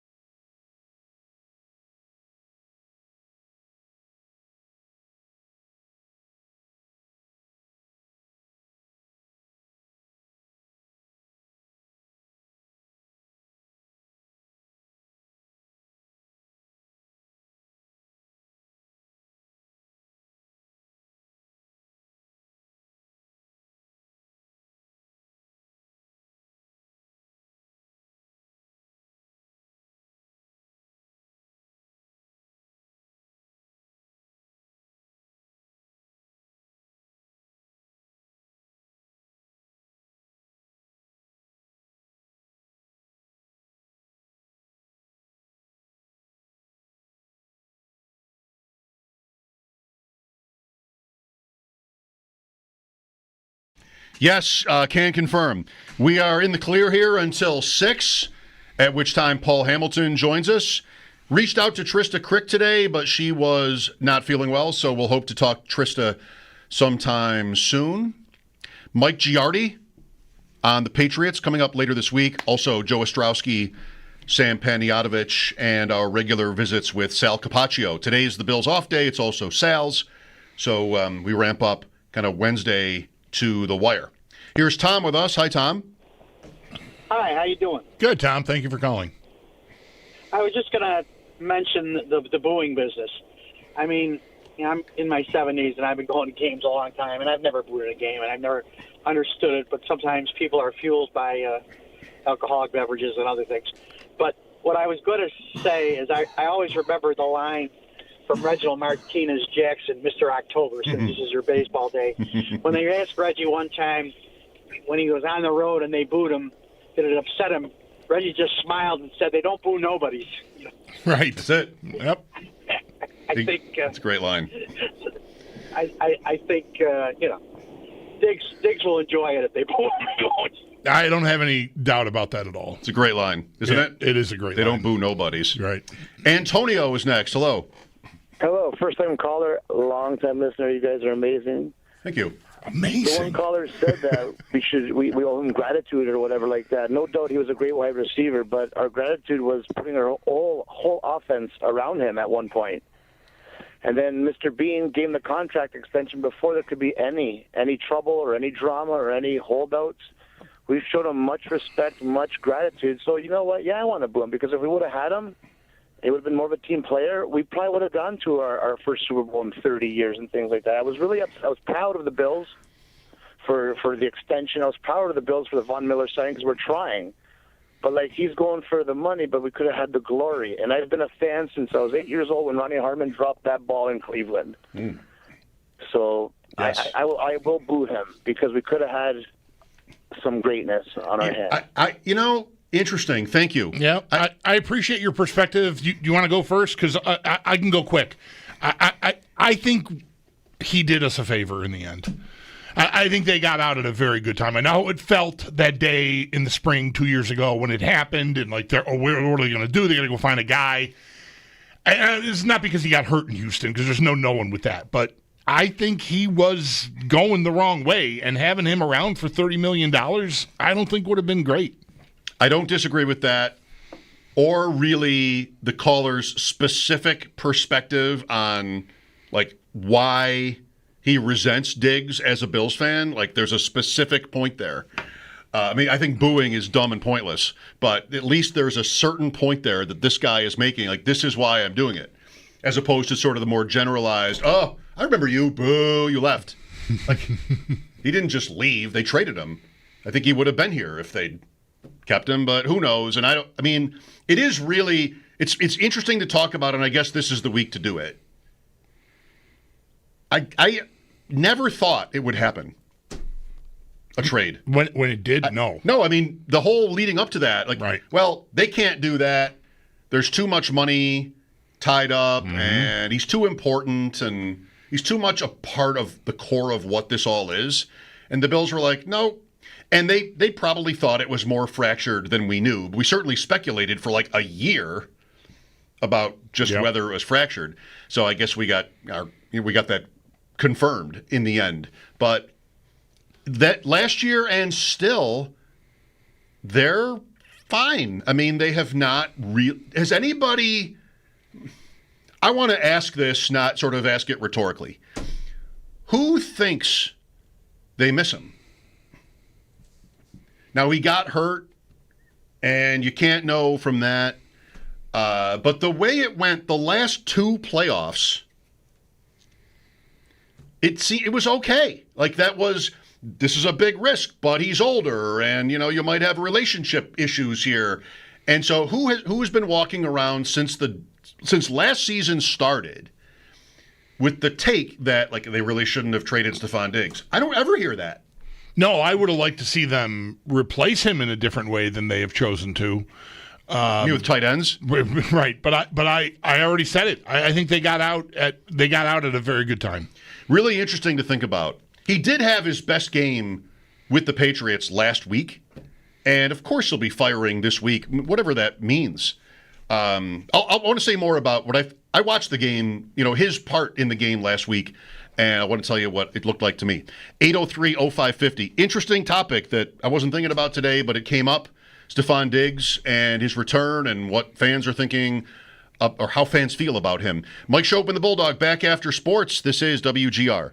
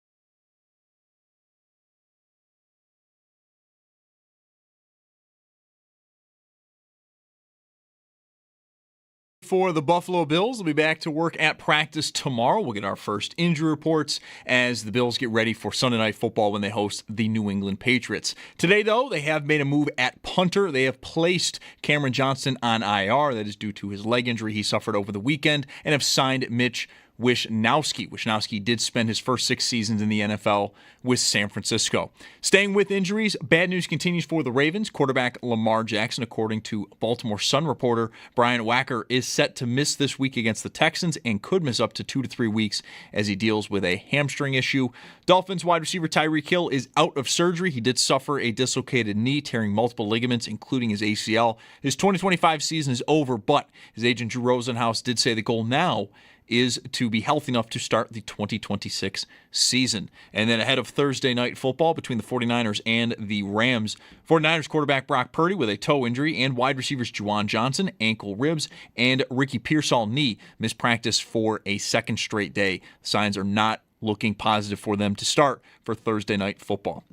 Record-breaking contract in the NHL for Minnesota. The Wild hand forward Kirill Kaprizov, an 8-year, $136 million contract that is good for $17 million per year, the richest contract in NHL history. We have a Sabres game coming up tomorrow as they'll be home against Pittsburgh. Stay tuned for more on that. Paul Hamilton will join the show in just about an hour at 6. And then the baseball playoffs well and truly underway today. 4 wildcard series going on, all best of 3. Game 1 already over with. Tigers take Game 1 versus Cleveland, 2-1. Tarik Skubal, career high, 14 strikeouts currently going on right now in the 8th. The Cubs are up on the Padres 2-1. Then 2 games coming up later this afternoon. In an hour at 6, Yankees host the Red Sox, and at 9, the Dodgers will host the Cincinnati Reds. It's Paddock Chevrolet Sports Update. Paddock Chevrolet celebrating 90 years of being your hometown dealership. I'm Zach Jones for WGR Sports Radio 550.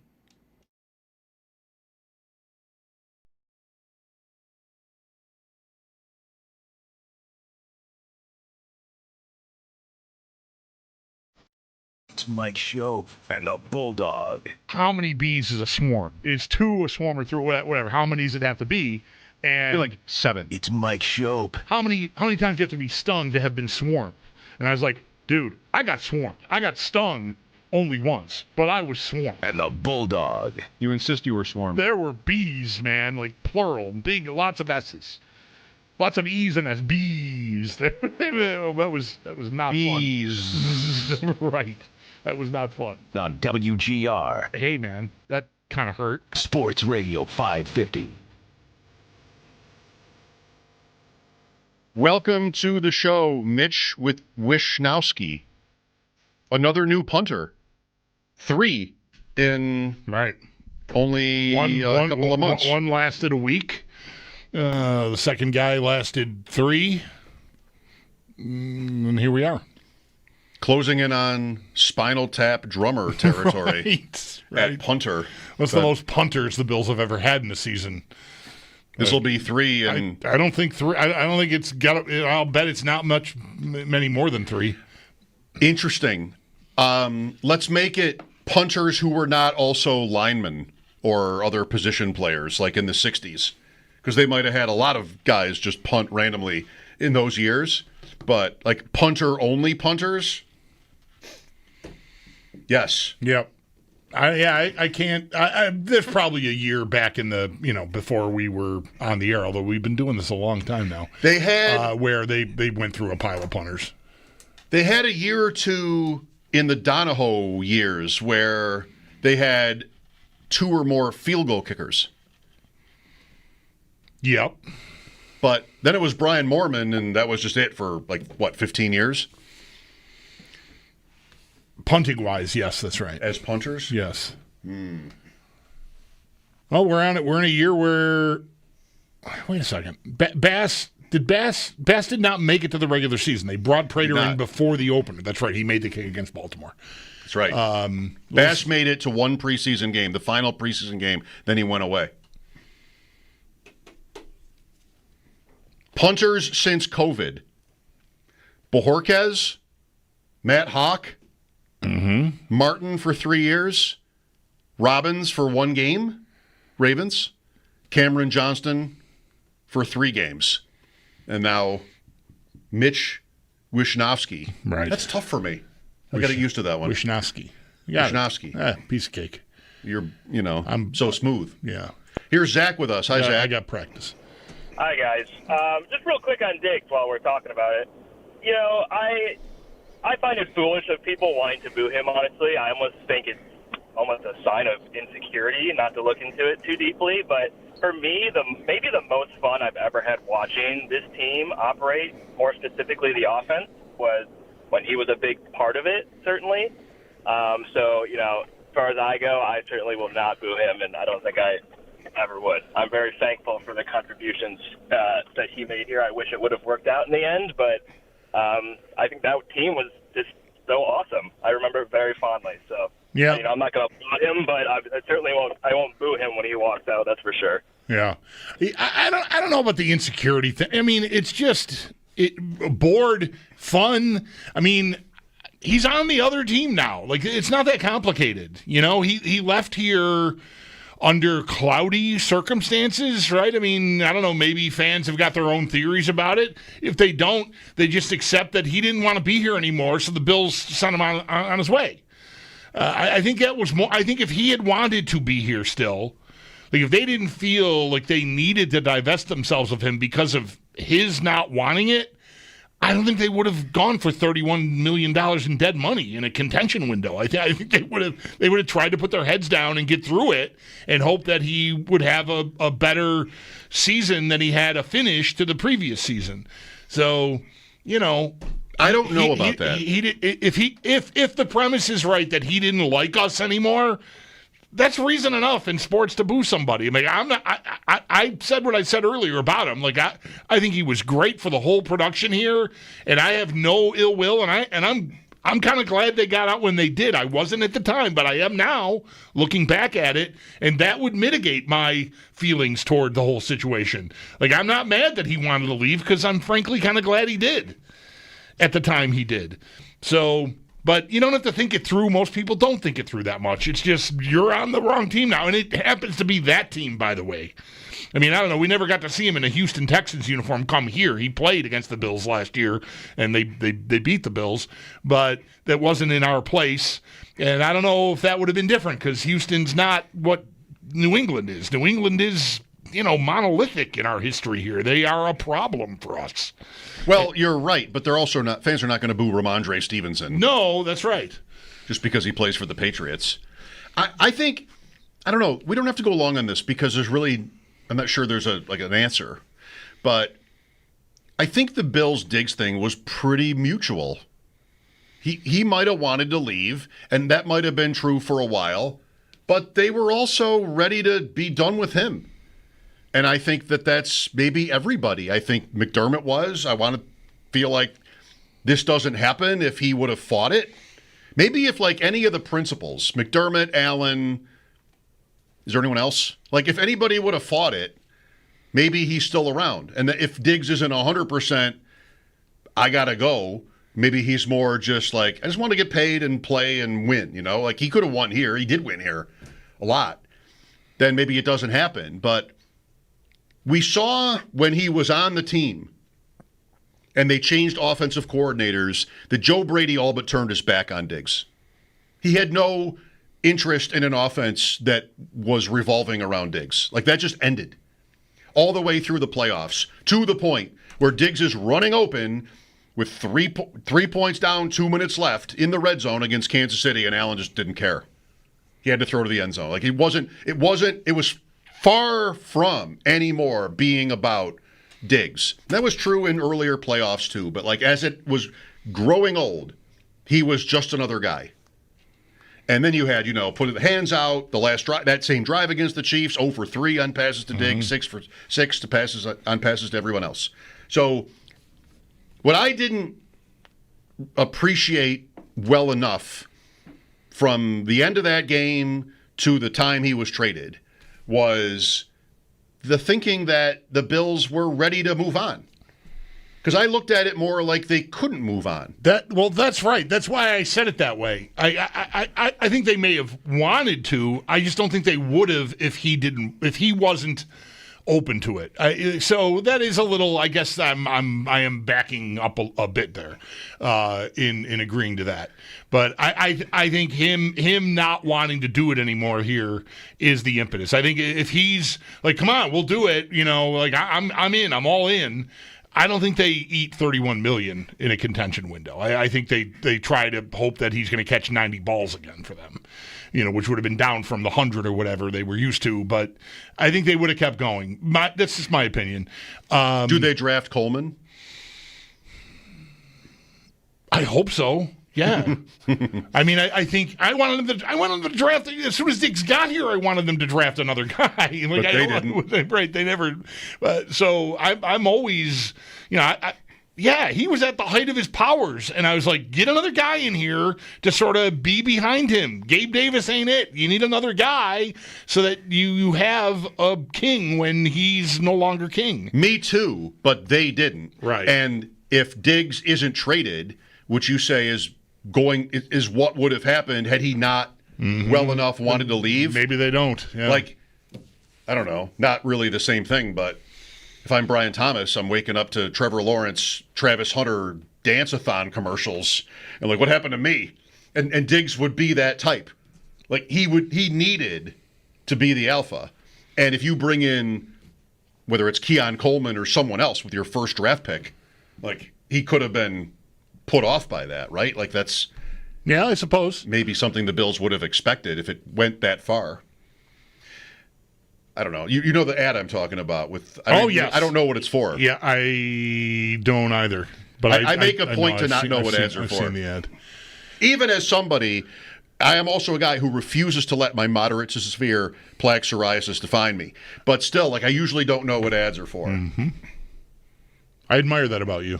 Jeff is next. Hi, Jeff. Moderate plaque psoriasis. Hey, how you doing? Moderate to severe. You have to say it. Sorry. Moderate to severe. Hi, Jeff. Like a normal person would in everyday, Jeff. Right. Language. Yes, Jeff. Okay, so I agree that I think that he wanted out, in my opinion.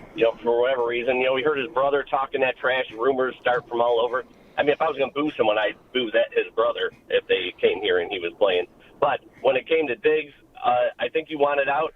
I think they tried to do the best they could to get him out, sacrifice whatever cap space. And look, our offense the last two years have been, I mean, it wasn't our offense that caused us a problem. It was the defense for any of our losses at the end of the playoffs. I don't blame the offense at all. So I think we're going strong without him, so I have no issues with that. As far as him leaving, I was like, good riddance. You want to go? Go. I sure, at first I was like, really, he's going to leave?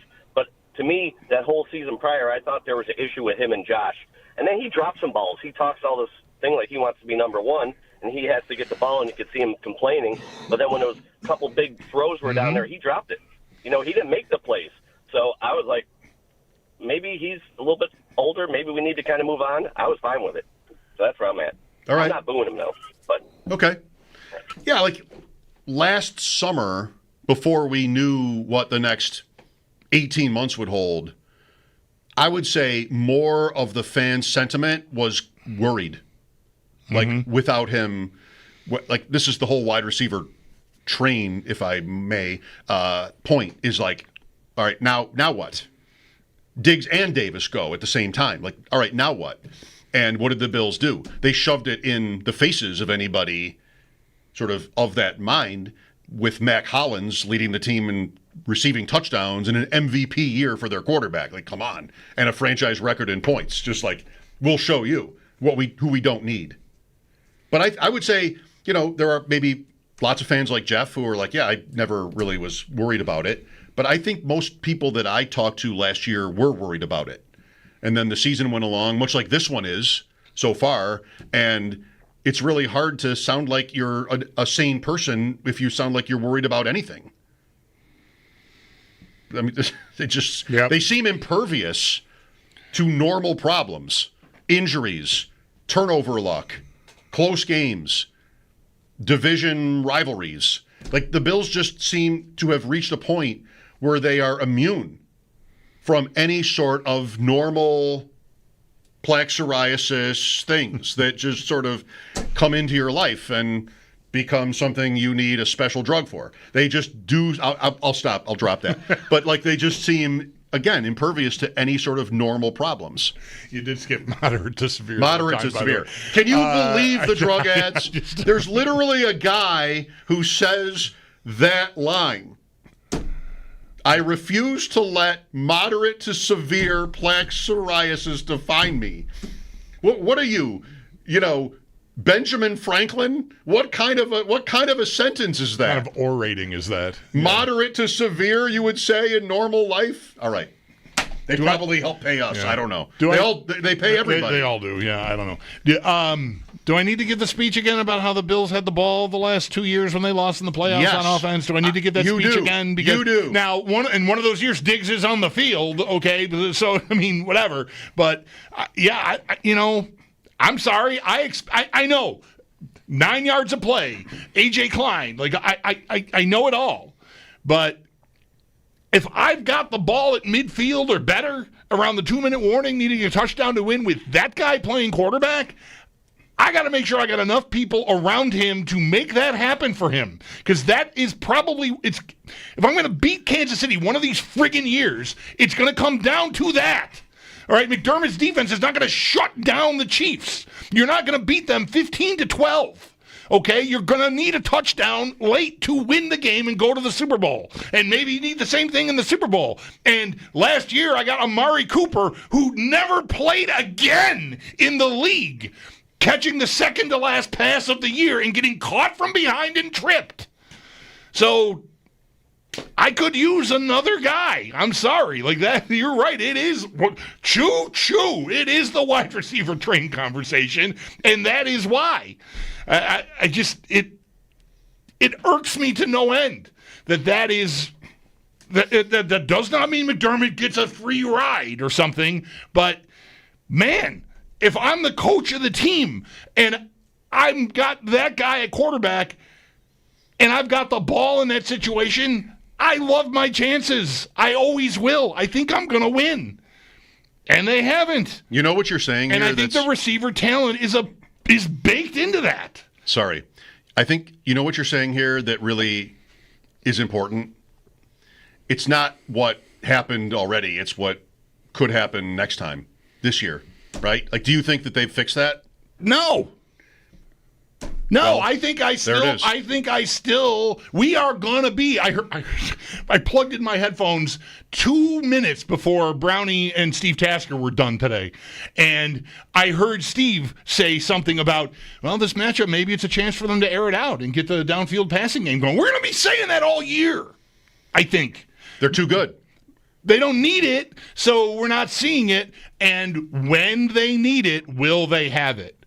That is something that will, I don't want to say keep me up at night, but like on the list of concerns, it's not high up because they're getting their 30 points and Brandon Beane yelled at our morning show guys about it. And so like, okay, we're wrong. We'll stand down. I don't know. I've got the ball. I got to get a touchdown there and it's lights out. I beat you. It hasn't happened. When they need it, who is it? That's still a question you can ask about these Bills. Yes. When they need it, who will it be? Did they need it against New Orleans? Not exactly, but it was close. And so was Miami. And how did they get it done against Miami with James Cook? You know, both games really with James Cook and a few Allen plays and then a takeaway. I appreciate Allen throwing up a couple of deep balls on Sunday. One of them got intercepted. Both of them had two defenders right there.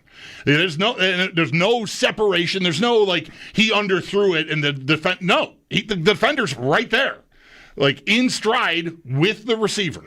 Was it Coleman both times? I think it might have been.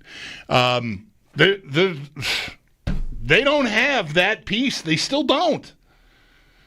Palmer played 25% of the snaps on Sunday. They're saving him. Not surprising. They're saving him for the Chiefs game. That's what he's always been. They're saving him for the playoffs. I don't know. That's what he's always been. I sound like they're 2-2. I know. All right. I just get hot with the defense. Yeah, okay. I got the ball, man. You're saying they have moderate to severe warning signs yes. in this area? Yes. I guess so. I would say that. Yes. Moderate to severe is just so beyond the pale. Well, I'm in here yelling, the Cubs got another run. Yeah, Zach Fly. Hopping on the Padres late wasn't a good idea. When did you do that? After the game started? Right before they got the double play. It was like plus. When I cashed out, I told you I cashed out. Then you bought in. I won in. Well, you didn't say anything. They were plus 450. I was waiting to spring it on you. Now it seemed like a good time. How would that have reached me? I cash out, which I say I never do.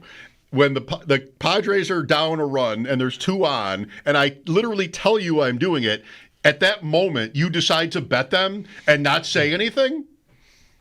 The segment was starting. Oh, yeah, sure. And you have moderate to severe. I have moderate to severe problems with that. I wasn't even going to do it. I was looking at the other games, and I saw plus 450. I'm like, my pen. I'm like, they're going to get a double play and get out of this and then win the game.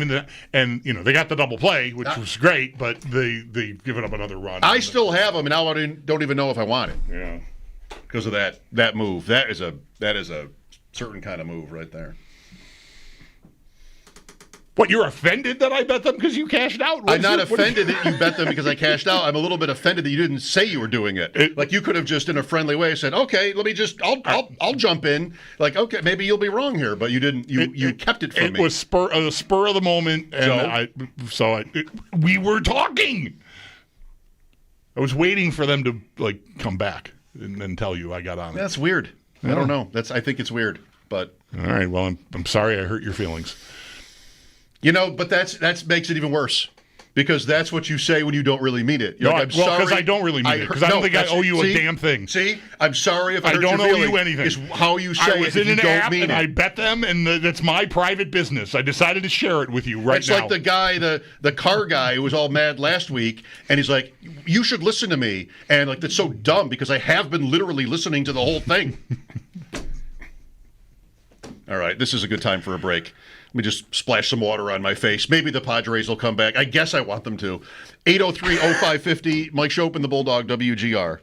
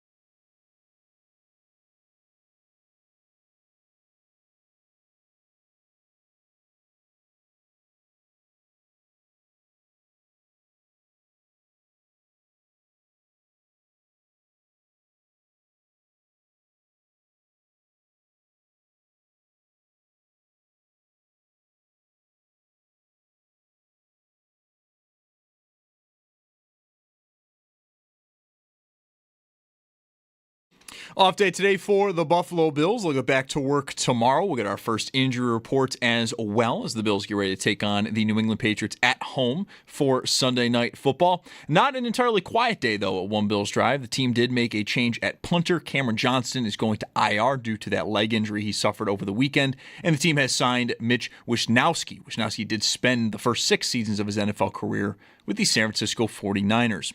Staying with injuries, bad news continues for the Ravens. Quarterback Lamar Jackson, according to Baltimore Sun reporter Brian Wacker, is set to miss this week against the Texans and could miss 2 to 3 weeks as he deals with a hamstring injury. Dolphins wide receiver Tyreek Hill did undergo his surgery today after suffering a dislocated knee and tearing multiple ligaments, including his ACL. His 2025 season is over. His agent, though, Drew Rosenhaus, says the goal now is the start of the 2026 season. Record-breaking contract in the NHL, the Minnesota Wild giving forward Kirill Kaprizov an 8-year, $136 million deal, good for $17 million per year. That is the richest contract in NHL history. And then playoff baseball got underway today. The Cubs are 1 out away from taking Game 1 against the Padres 2-1. We'll keep you posted on that. Earlier this afternoon, the Tigers did take Game 1 versus Cleveland 2-1. Tarik Skubal with a career-high 14 strikeouts. And then Game 3 of 4 today, coming up just about a half hour. Yankees hosting the Red Sox at 6. Then at 9, the Dodgers will host the Cincinnati Reds. It's Paddock Chevrolet Sports Headlines. Paddock Chevrolet celebrating 90 years of being your hometown dealership. I'm Zach Jones for WGR Sports Radio 550.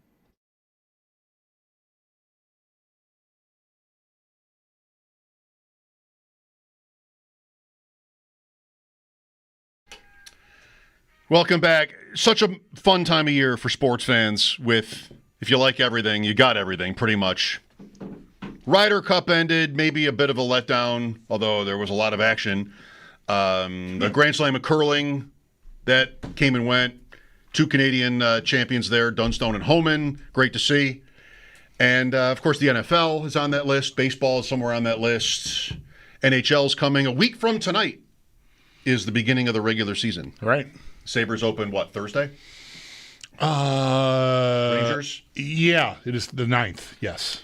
Next year, the season starts in September. I saw that. Yeah. Do we want that? Is that good? Why not? If it ends sooner, yes. Doesn't. But it won't. It won't. So then I don't really care. Sure. No. I would love it if it started already, if it would wrap up by Memorial Day. The finals. Yeah. Totally. Yeah. But totally a normal thought. They don't seem to want to do that. No. It's got to be summer when they're playing the finals. Yeah. In Winnipeg. Because they don't want to be what is it? They don't want to get swallowed up by the start of both college and NFL football in September. So wait until that gets going and we get tired of that and then okay, let's go watch some hockey. But we never get tired of the football. So if you just love the hockey, you're going to be there for the hockey no matter what. So if you started it in the middle of September, we'd be there because we love it. But not enough of us love it, I guess. We're not putting it in front of other things if we like multiple things. Right. If we only like hockey, then we'll only watch hockey. But I would put, if the Sabres were playing when Arizona was playing Seattle last Thursday, if the Sabres are playing a regular season hockey game, I'm watching the hockey game.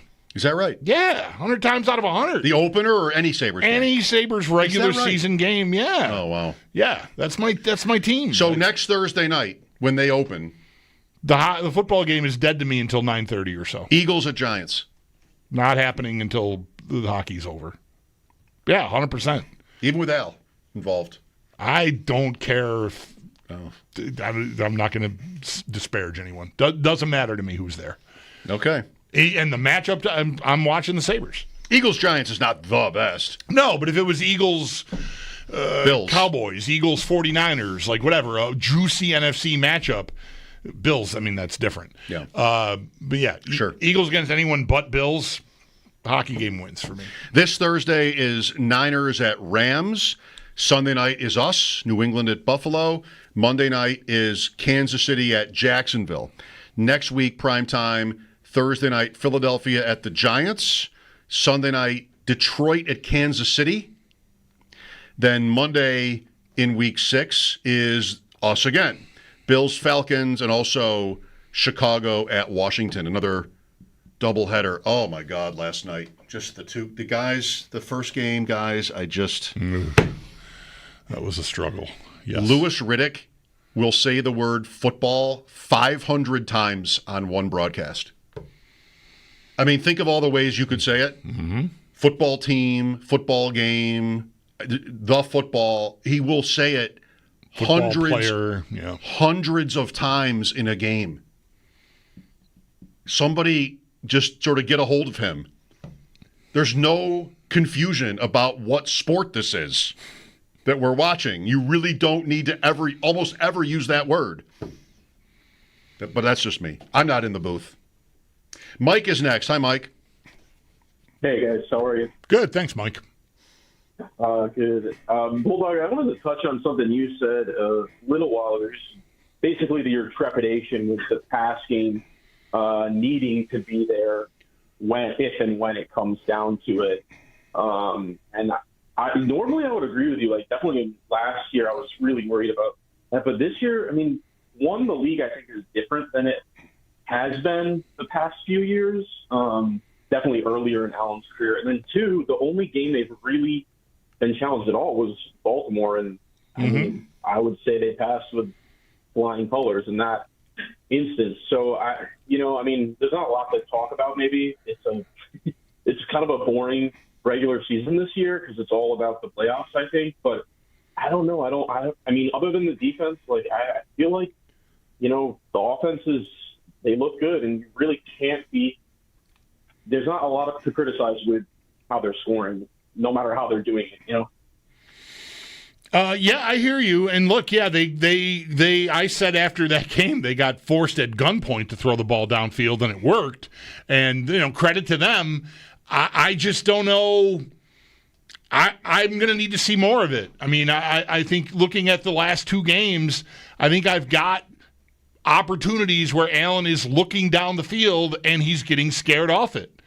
And even in the New Orleans game, he took a couple of shots, and both times there were two defenders right there to meet the ball because that's where the receiver was. He did not get away from the other guy, and the safety was able to come across. And so I don't know that they have still guys that can get open. There are often tweets during. I'm not super active on Twitter during games because I think it's mostly a cesspool. But different reporters who I trust that are there watching will often say, like, guys are not open. He's looking and it's not there. Now, in the case of Sunday, he just pulled the trigger anyway and got picked off.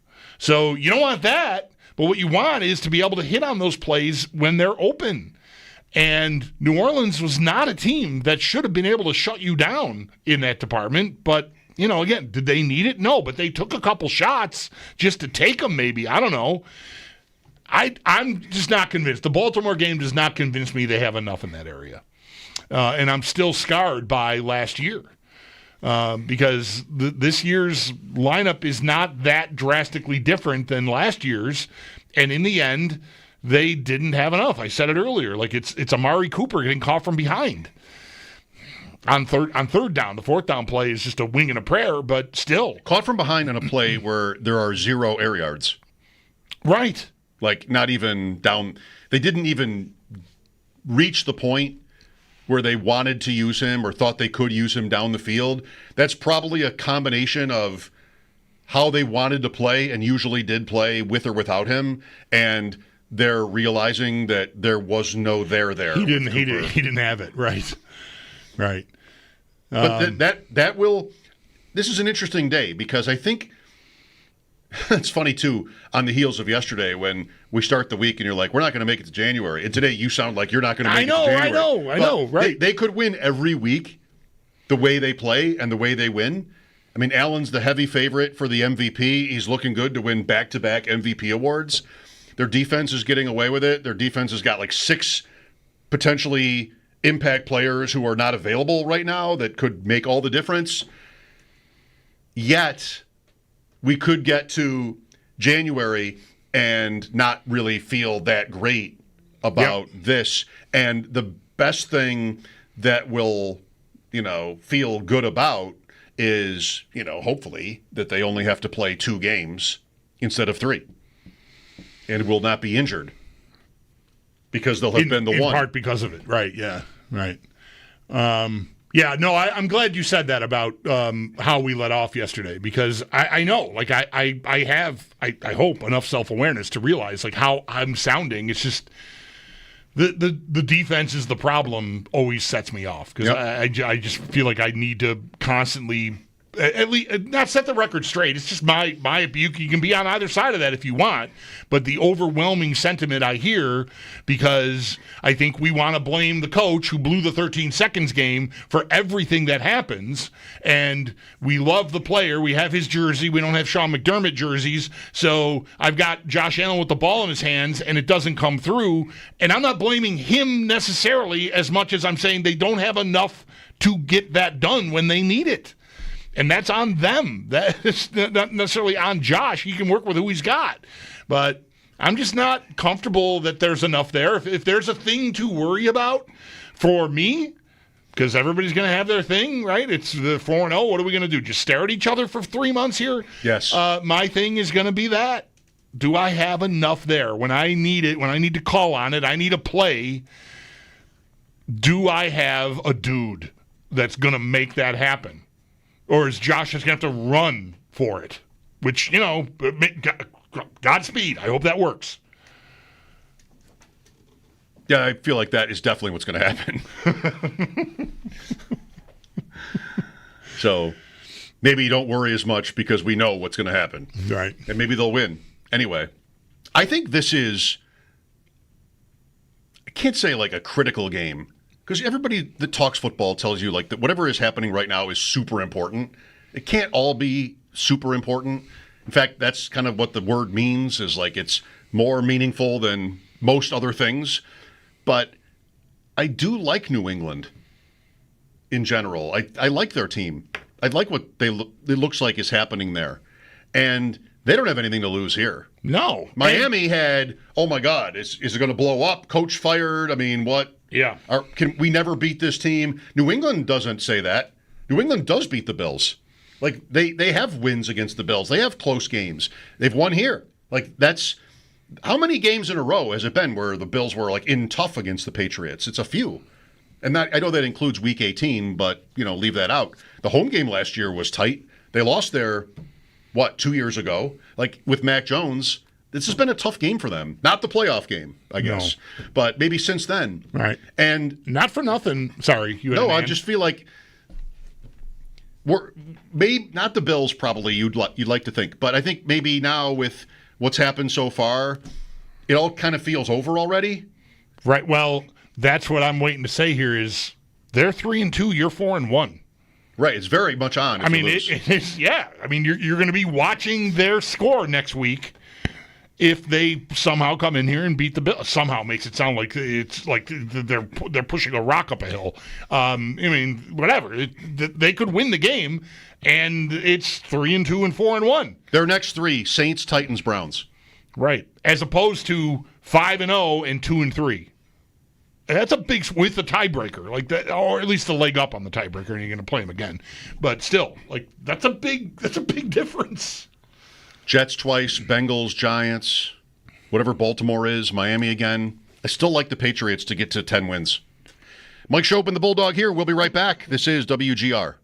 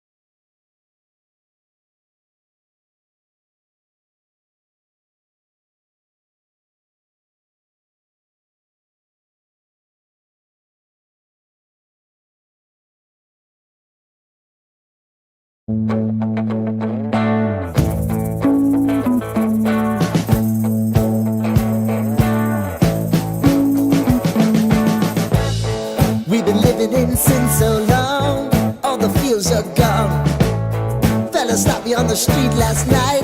Said everything's alright.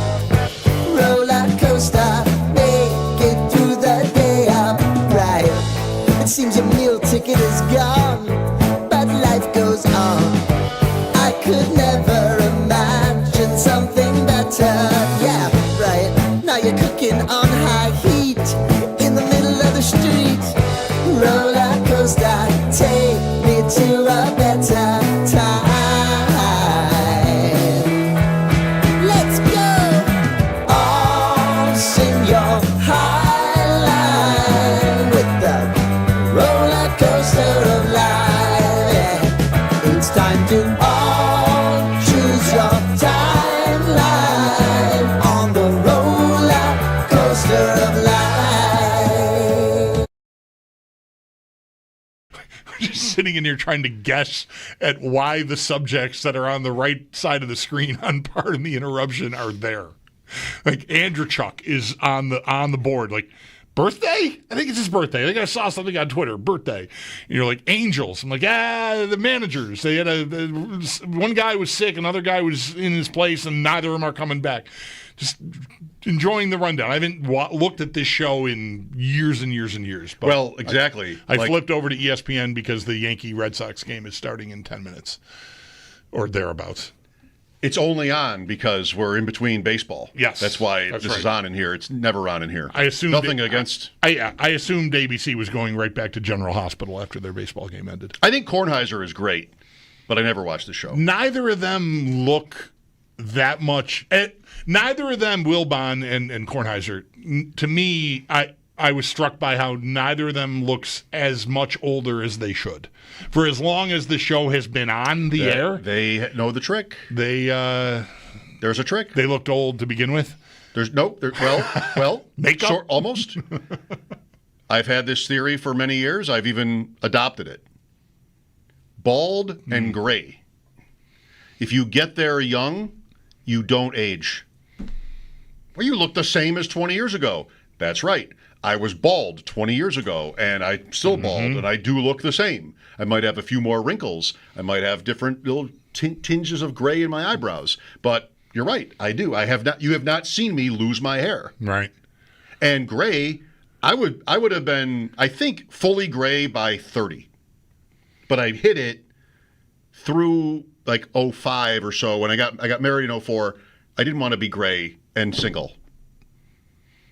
Then I get married, like, oh, whatever. I'm home free now. Who cares? And so I've had the same gray hair for like 20 years, and I'd like to think, I sort of look like maybe the same to people as 15 years ago. So anyway, Dave Andrechuk turned 62 yesterday. Okay. That's a segment on this show? I don't know. Well, maybe what's he into? Maybe there's something else, or maybe there's an Andrechuk in the WNBA that I don't know about. I'm not kidding. I don't know what.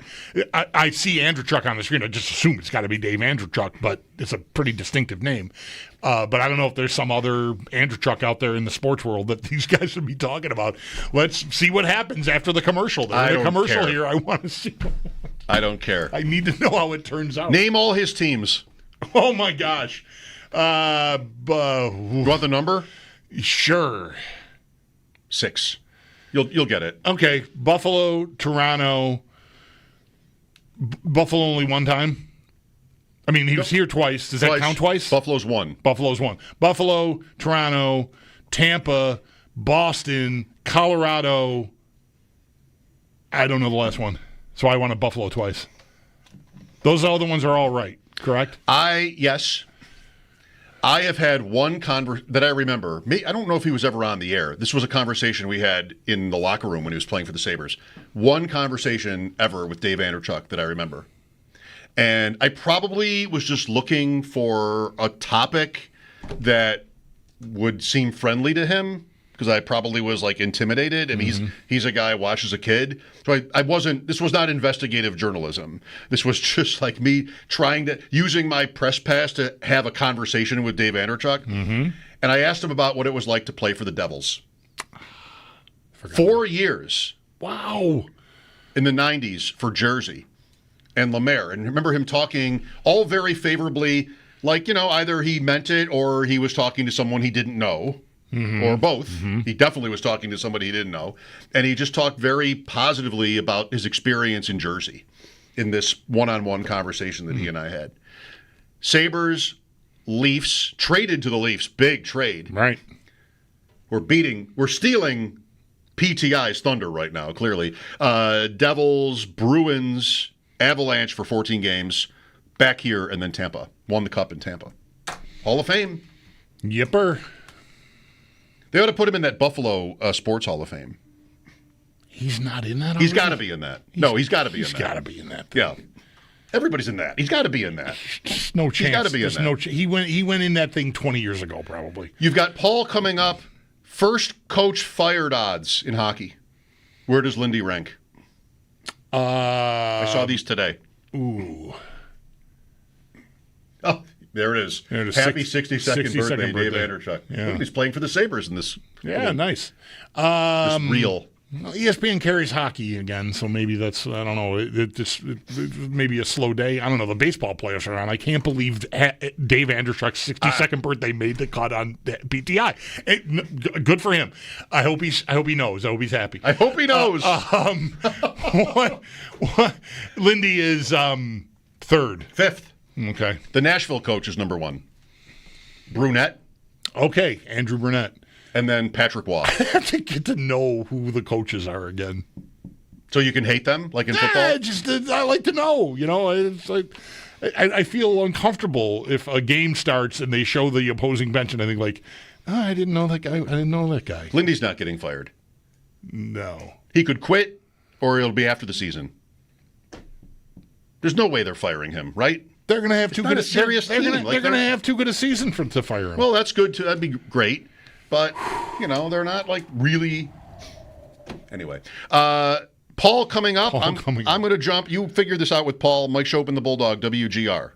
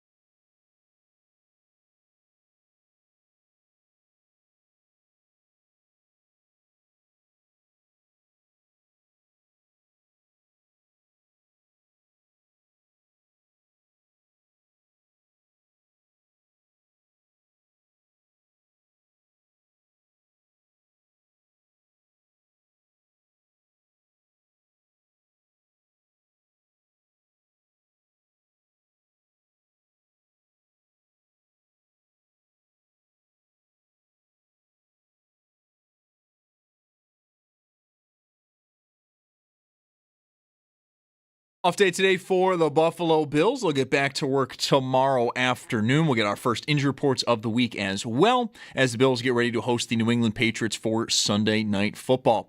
It was not a necessarily quiet day, though, at One Bills Drive. The Bills do make a move at punter. Cameron Johnston heads to IR due to his leg injury he suffered over the weekend. And with that, they have signed Mitch Wishnowsky. Wishnowsky has been a punter in the league for the last 6 years. He spent all those years with San Francisco. Bad news continues for the Baltimore Ravens. Quarterback Lamar Jackson, according to Baltimore Sun reporter Brian Wacker, is set to miss this week against the Houston Texans. He also could miss up to 2 to 3 weeks as he's dealing with a hamstring injury.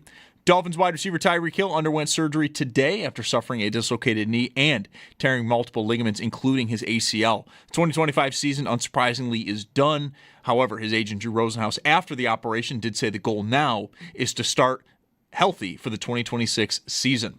49ers quarterback Brock Purdy with a toe injury and wide receivers Juwan Jennings ankle and ribs and Ricky Pearsall knee missed practice for a second straight day. They are on a short week. They will take on the Rams for Thursday Night Football. And then over in the NHL, record-breaking contract in Minnesota. The Wild hand forward Kirill Kaprizov, an 8-year, $136 million contract. That is good for $17 million per year, the richest contract in NHL history. And while no Sabres game tonight, they're in action tomorrow, which is 2 games left in the preseason. We'll get more of a word on that. Paul Hamilton does join the show next, so do stay tuned. And in baseball, 2 of the 4 games are in the books for today. Tigers take game 1 versus Cleveland 2-1. Padres fall to the Cubs 3-1 starting here in the next few minutes. Yankees hosting the Red Sox. And then at 9, it's the Dodgers hosting the Cincinnati Reds. That's your Paddock Chevrolet Sports Update. Paddock Chevrolet celebrating 90 years of being your hometown dealership. I'm Zach Jones for WGR Sports Radio 550.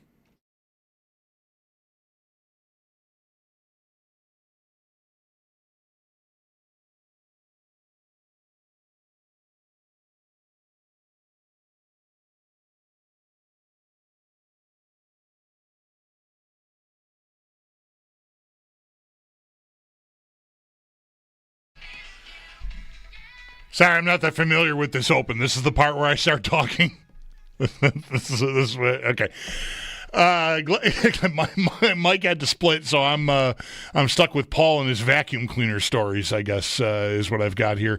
Not to tee Paul up. There's a lot of hockey stuff to get to here. The regular season is closing in fast, right? A week from Thursday. We got a couple of more preseason games coming up this week.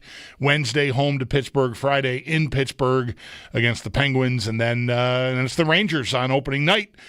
Paul, how are you, sir? I'm well. How are you? I am good. I've not talked to you since early last week. We had a kind of a downer of a game in Detroit, and then I guess kind of the reverse, right? 5-2 both games, if I'm not mistaken. A loss there, and then a win on Saturday afternoon. I don't know what is there to take away from the games that have been played so far as you're concerned. Well, it went what we usually see in preseason. The home games is made up of mainly the NHL team, and in Detroit Buffalo's case, it happened in both games. The Red Wings, in their win, basically had their lineup, and the Sabres basically had the Rochester Americans playing, and then here in Buffalo, it was the Sabres against Grand Rapids. So, and that's usually the way it goes, and I think that's what we're going to see coming up with the Penguins. I mean, I'd be shocked if we see a representative lineup by the Penguins tomorrow, and then I would be shocked if we saw a representative lineup by the Sabres on Friday in Pittsburgh. So, this is the game tomorrow, I think, for the Sabres, for the real Buffalo Sabres to get ready. I don't think too many will be in the Friday game, and except for Luukkonen. It sounds like Luukkonen is going to be in net for both games. The question is, tomorrow, is he going to play the whole game or is he going to play 40 minutes? Lindy Ruff said today that he wasn't quite sure yet. It was something they were still going to talk about after he had spoken to us. That's the way he did in the first start with the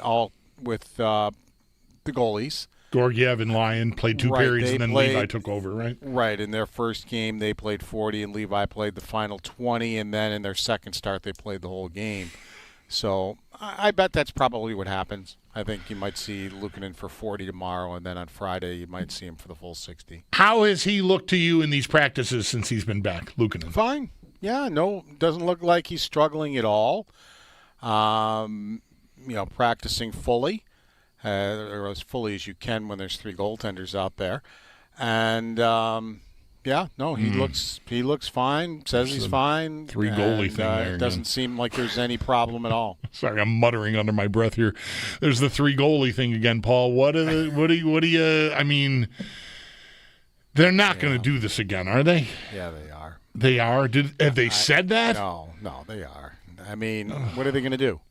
Send Georgiev down. If he gets claimed, go find another Georgiev. I don't know. They're worried about him getting claimed, but he's not going to sit there and back up Levi. Oh. I mean, it's just they're going to do it. I know they are. I mean, and Lindy's not real happy about it either. I mean, Lindy acknowledged that I understand that there's a chance we're going to have to do it, but he's not a fan. I remember last time it happened, Kevin Adams wasn't a big fan.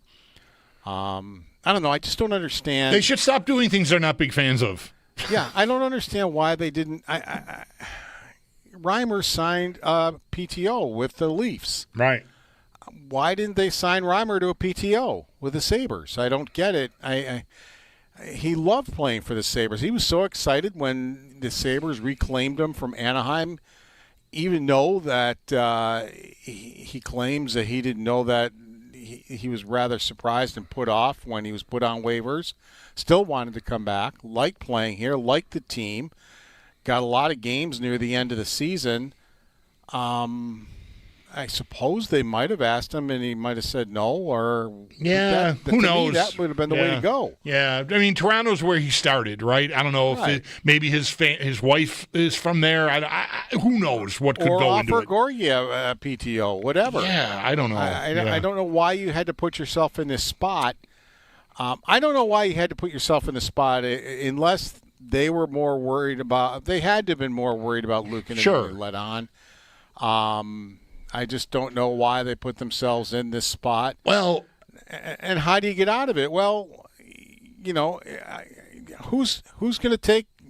You said claim. Who's going to claim him? Anybody could have had Gorgiev right up to the middle of September. So nobody's claiming him. Do you know that there would be a problem sending him down the way you said that? Because I thought initially when they got him, yes, of course, the Luukkonen injury scare is a reason to do it, but isn't the rest of their goaltending depth all first-year pros? So it's Levi and then kids.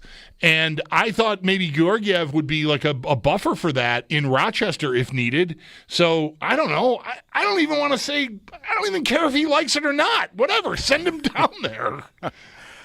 Well, I'm sure there had to have been some sort of agreement for him to sign. I mean, Lindy Ruff had to talk to him before he signed.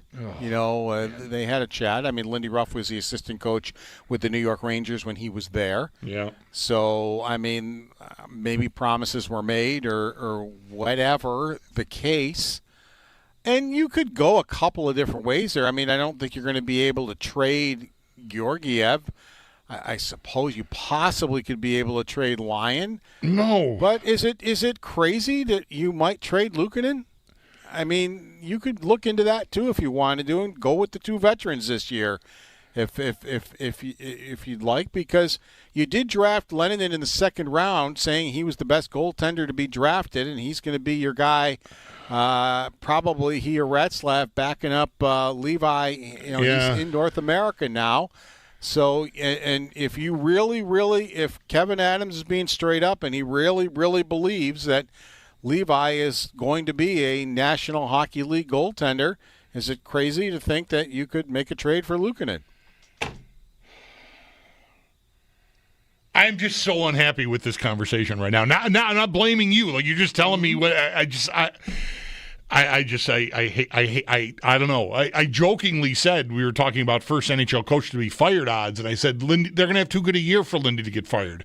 And I was half kidding when I said it. So I wasn't entirely being facetious, and this conversation is just Doesn't Adams get fired before Lindy? I don't know. I don't know. I don't think either one gets fired because Terry Pagula loves them both. Right. I feel stuck in the mud. Let's change the subject from the goalies. I don't think they're going to trade Luukkonen. I'm not trading Alex Lyon. I got him to back up Luukkonen because I thought I could trust him. Georgiev is not any good. I'm pretty confident of that. And putting any faith in him, I think, would be a disaster. So I want him in Rochester ASAP. I may not get my wish. I'm yelling I'm barking at the moon here, Paul. In this case, you are the moon, and now it's awkward. Anyway, Paul Hamilton on the Western Hotline with me here on WGR. How about injuries? The rest of it, right? Samuelson, Greenway, Kulik. There's a mix of guys and Owen Power was new on that list today too, right? Yeah, Owen Power. He pulled minor something yesterday. He's day-to-day. Lindy didn't seem too concerned. I did see Byram was on the ice over at Harbor Center doing his thing. That's another one I left out, yeah. Greenway was over on the ice doing his thing over there. They're hoping to get him back in practice within the next week or so. Byram, it doesn't sound like he's hugely far away. Samuelson sounds like he might be the farthest in a week-to-week. Noah Ostlund, I forgot about him. When I noticed when they put out who went down to Rochester, he wasn't on the list. And then I forgot that, well, wait a minute. He's not on the list. He's also not at Sabres practice.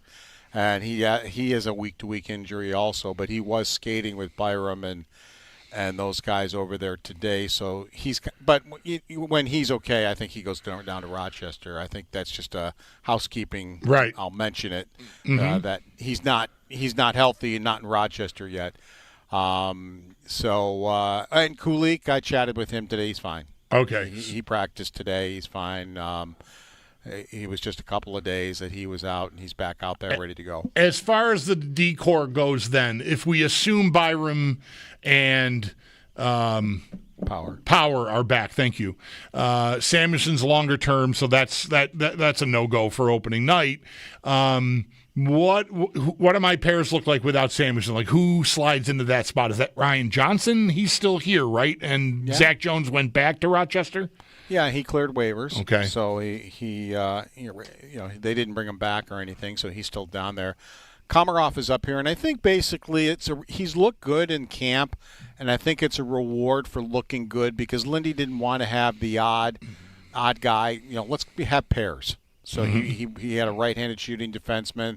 He can stay for a little while longer with the NHL club, maybe get a game here in Pittsburgh. I wouldn't expect he's going to be on the roster when it's all said and done. But I think it's just a reward to, hey, kid, you look pretty good in camp. We're going to keep you here, let you practice and keep you here, maybe throw you in a game. If you're going to throw him in a game, he's probably going to play Friday. I think there would be a massive call-up for Friday's game anyway. Okay. I think it's probably Johnson. I think he's ahead.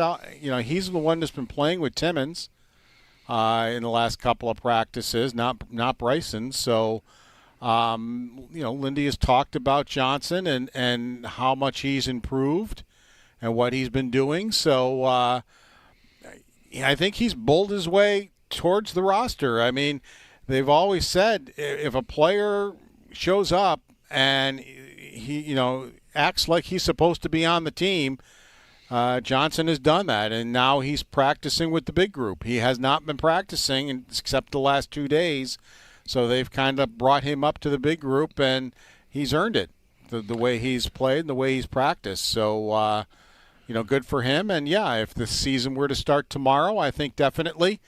I'm glad I was wrong just now, by the way. I'll tell you in a second.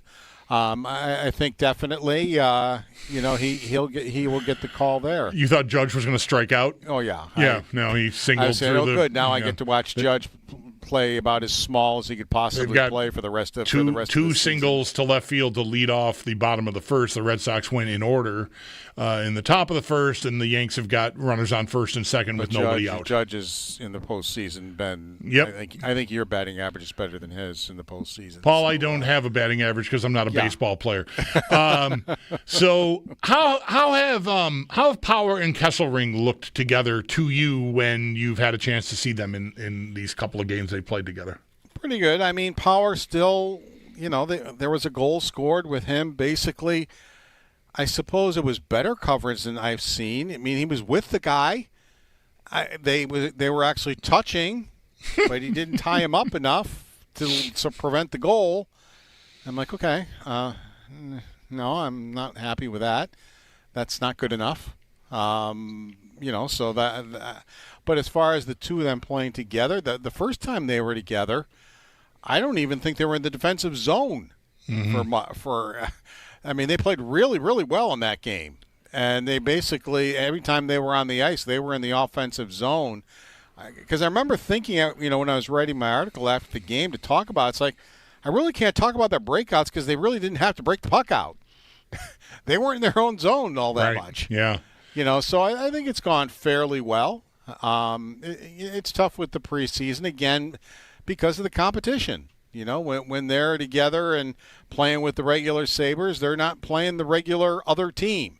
And so I just don't want to make too big of a judgment until I see the regular season, what's going to happen there. Paul Hamilton here on the Western Hotline with me for just a couple of more minutes here on WGR. So when we get to it, and I assume, by the way, I'm asking you about Kesselring and Power, Dahlin and Byram, everyone healthy, like that's the top pair, right? It seems like it. Now when Byram didn't practice, they put Kesselring with Dahlin, and they put Murtka with Power. That's the other. I'm glad you mentioned him. I was going to move on, and I go ahead, finish your thought. But I think Lindy, he's been adamant. It's like, you guys think that this is going to, he goes, yeah, they're going to play together some, and everybody's going to play with everybody. And, he keeps chirping on that, you guys got to get off this Power with Kesselring all year long type of thing. Yeah, they're going to play together some, but if we need a goal, then pairs will be different. If we really need to defend, then the pairs will be different. And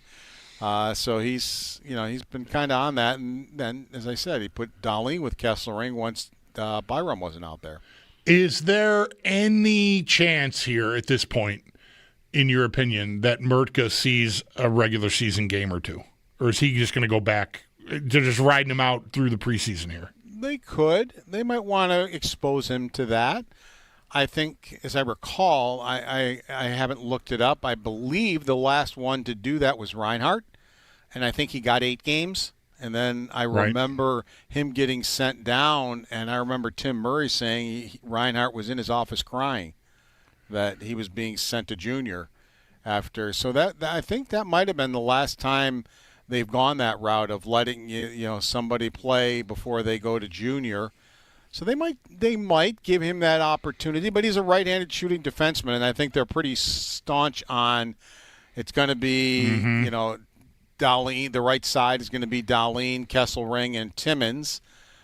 That doesn't mean he can't go to Rochester. That doesn't mean might be some of the injuries that leak into the regular season and give him an opportunity. Can he go to? I didn't. Yes, he can. Oh, he can. Thank you. That's a huge development. Because last year he played in Europe less than half the year. In Seattle, he was in Europe. He started in Europe, and that's where he was. So that's the difference. So yes, he can go to Rochester. You're not sure if that's a good idea? I just don't think it's a good idea, and I've really liked him. But he's made some, like the Detroit game. He scored a goal, and then on Kane's goal, he got schooled behind the net by DeBrincat. Now DeBrincat's a good offensive player. It's not an embarrassment by any means that he got schooled back there, but not only did he get schooled, then he tried to scramble to get over to Kane to stop the play, and he fell down. It's like, all right, there's 18 years old right there. That's.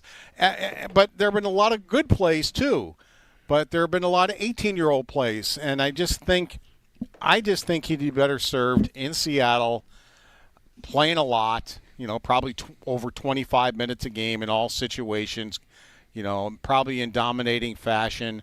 I just think, they're not in a position where they really need him this year to put a green 18-year-old rookie in there. I don't think they need to do that. So if it were me, I would put the 18-year-old defenseman in Rochester. It was difficult enough for a guy like Hellenis, who played as an 18-year-old as a forward. It took him over half the year to really, really catch on and play well. And it's harder for defensemen to do it. Yeah. So I'm not saying he can't do it or whatever, but I don't know. I just think he'd be better in Seattle. Okay. Well, that's a big development. I'm glad that you made it known that he is eligible to go. To Roch, if that's, because I thought with his age he'd be stuck in juniors, that old thing where you can't send the guy. He's too good for juniors, can't he go to the would have started HL. in junior. That's different. Yeah, gotcha. All right. We got less than 2 minutes here, Paul. I saw you have a piece on Norris, and it's been talked about a lot during these games that I've been watching, how he had a healthy offseason, not rehabbing an injury. Just the cliff notes on Norris right now. Well, I think he wetted the fans' whistle a little bit with a 3-point game against the Red Wings. A goal and 2 assists, and he came as advertised, played well, and looked the part, I think. And the thing about him is it's not all offense. He can play both ways. He can play well defensively. He's a penalty killer, and it sounds like he. When I was watching, they were practicing the penalty kill yesterday, and he was one of the pairs out there. So, I think he will be on the penalty kill for them. I believe he was out there with Doan, if I'm not mistaken. And the winning of faceoffs. I mean, Thompson scored a goal. Why? Who won the faceoff to him into the circle, and he just ripped it right off the faceoff, and it's in the net. It took about 2 seconds for the puck to win the draw and get the puck into the net. And I really think that alone, I think, helps the power play, because now you're set up. Now you didn't lose the draw.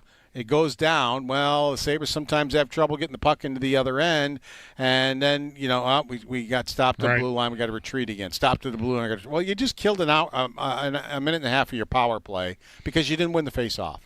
If you win the face-off, you're set up and you're ready to go, and there's more power play time, and I think he'll help with that. All right, Paul, thanks for this. We'll visit again tomorrow with it being a game night.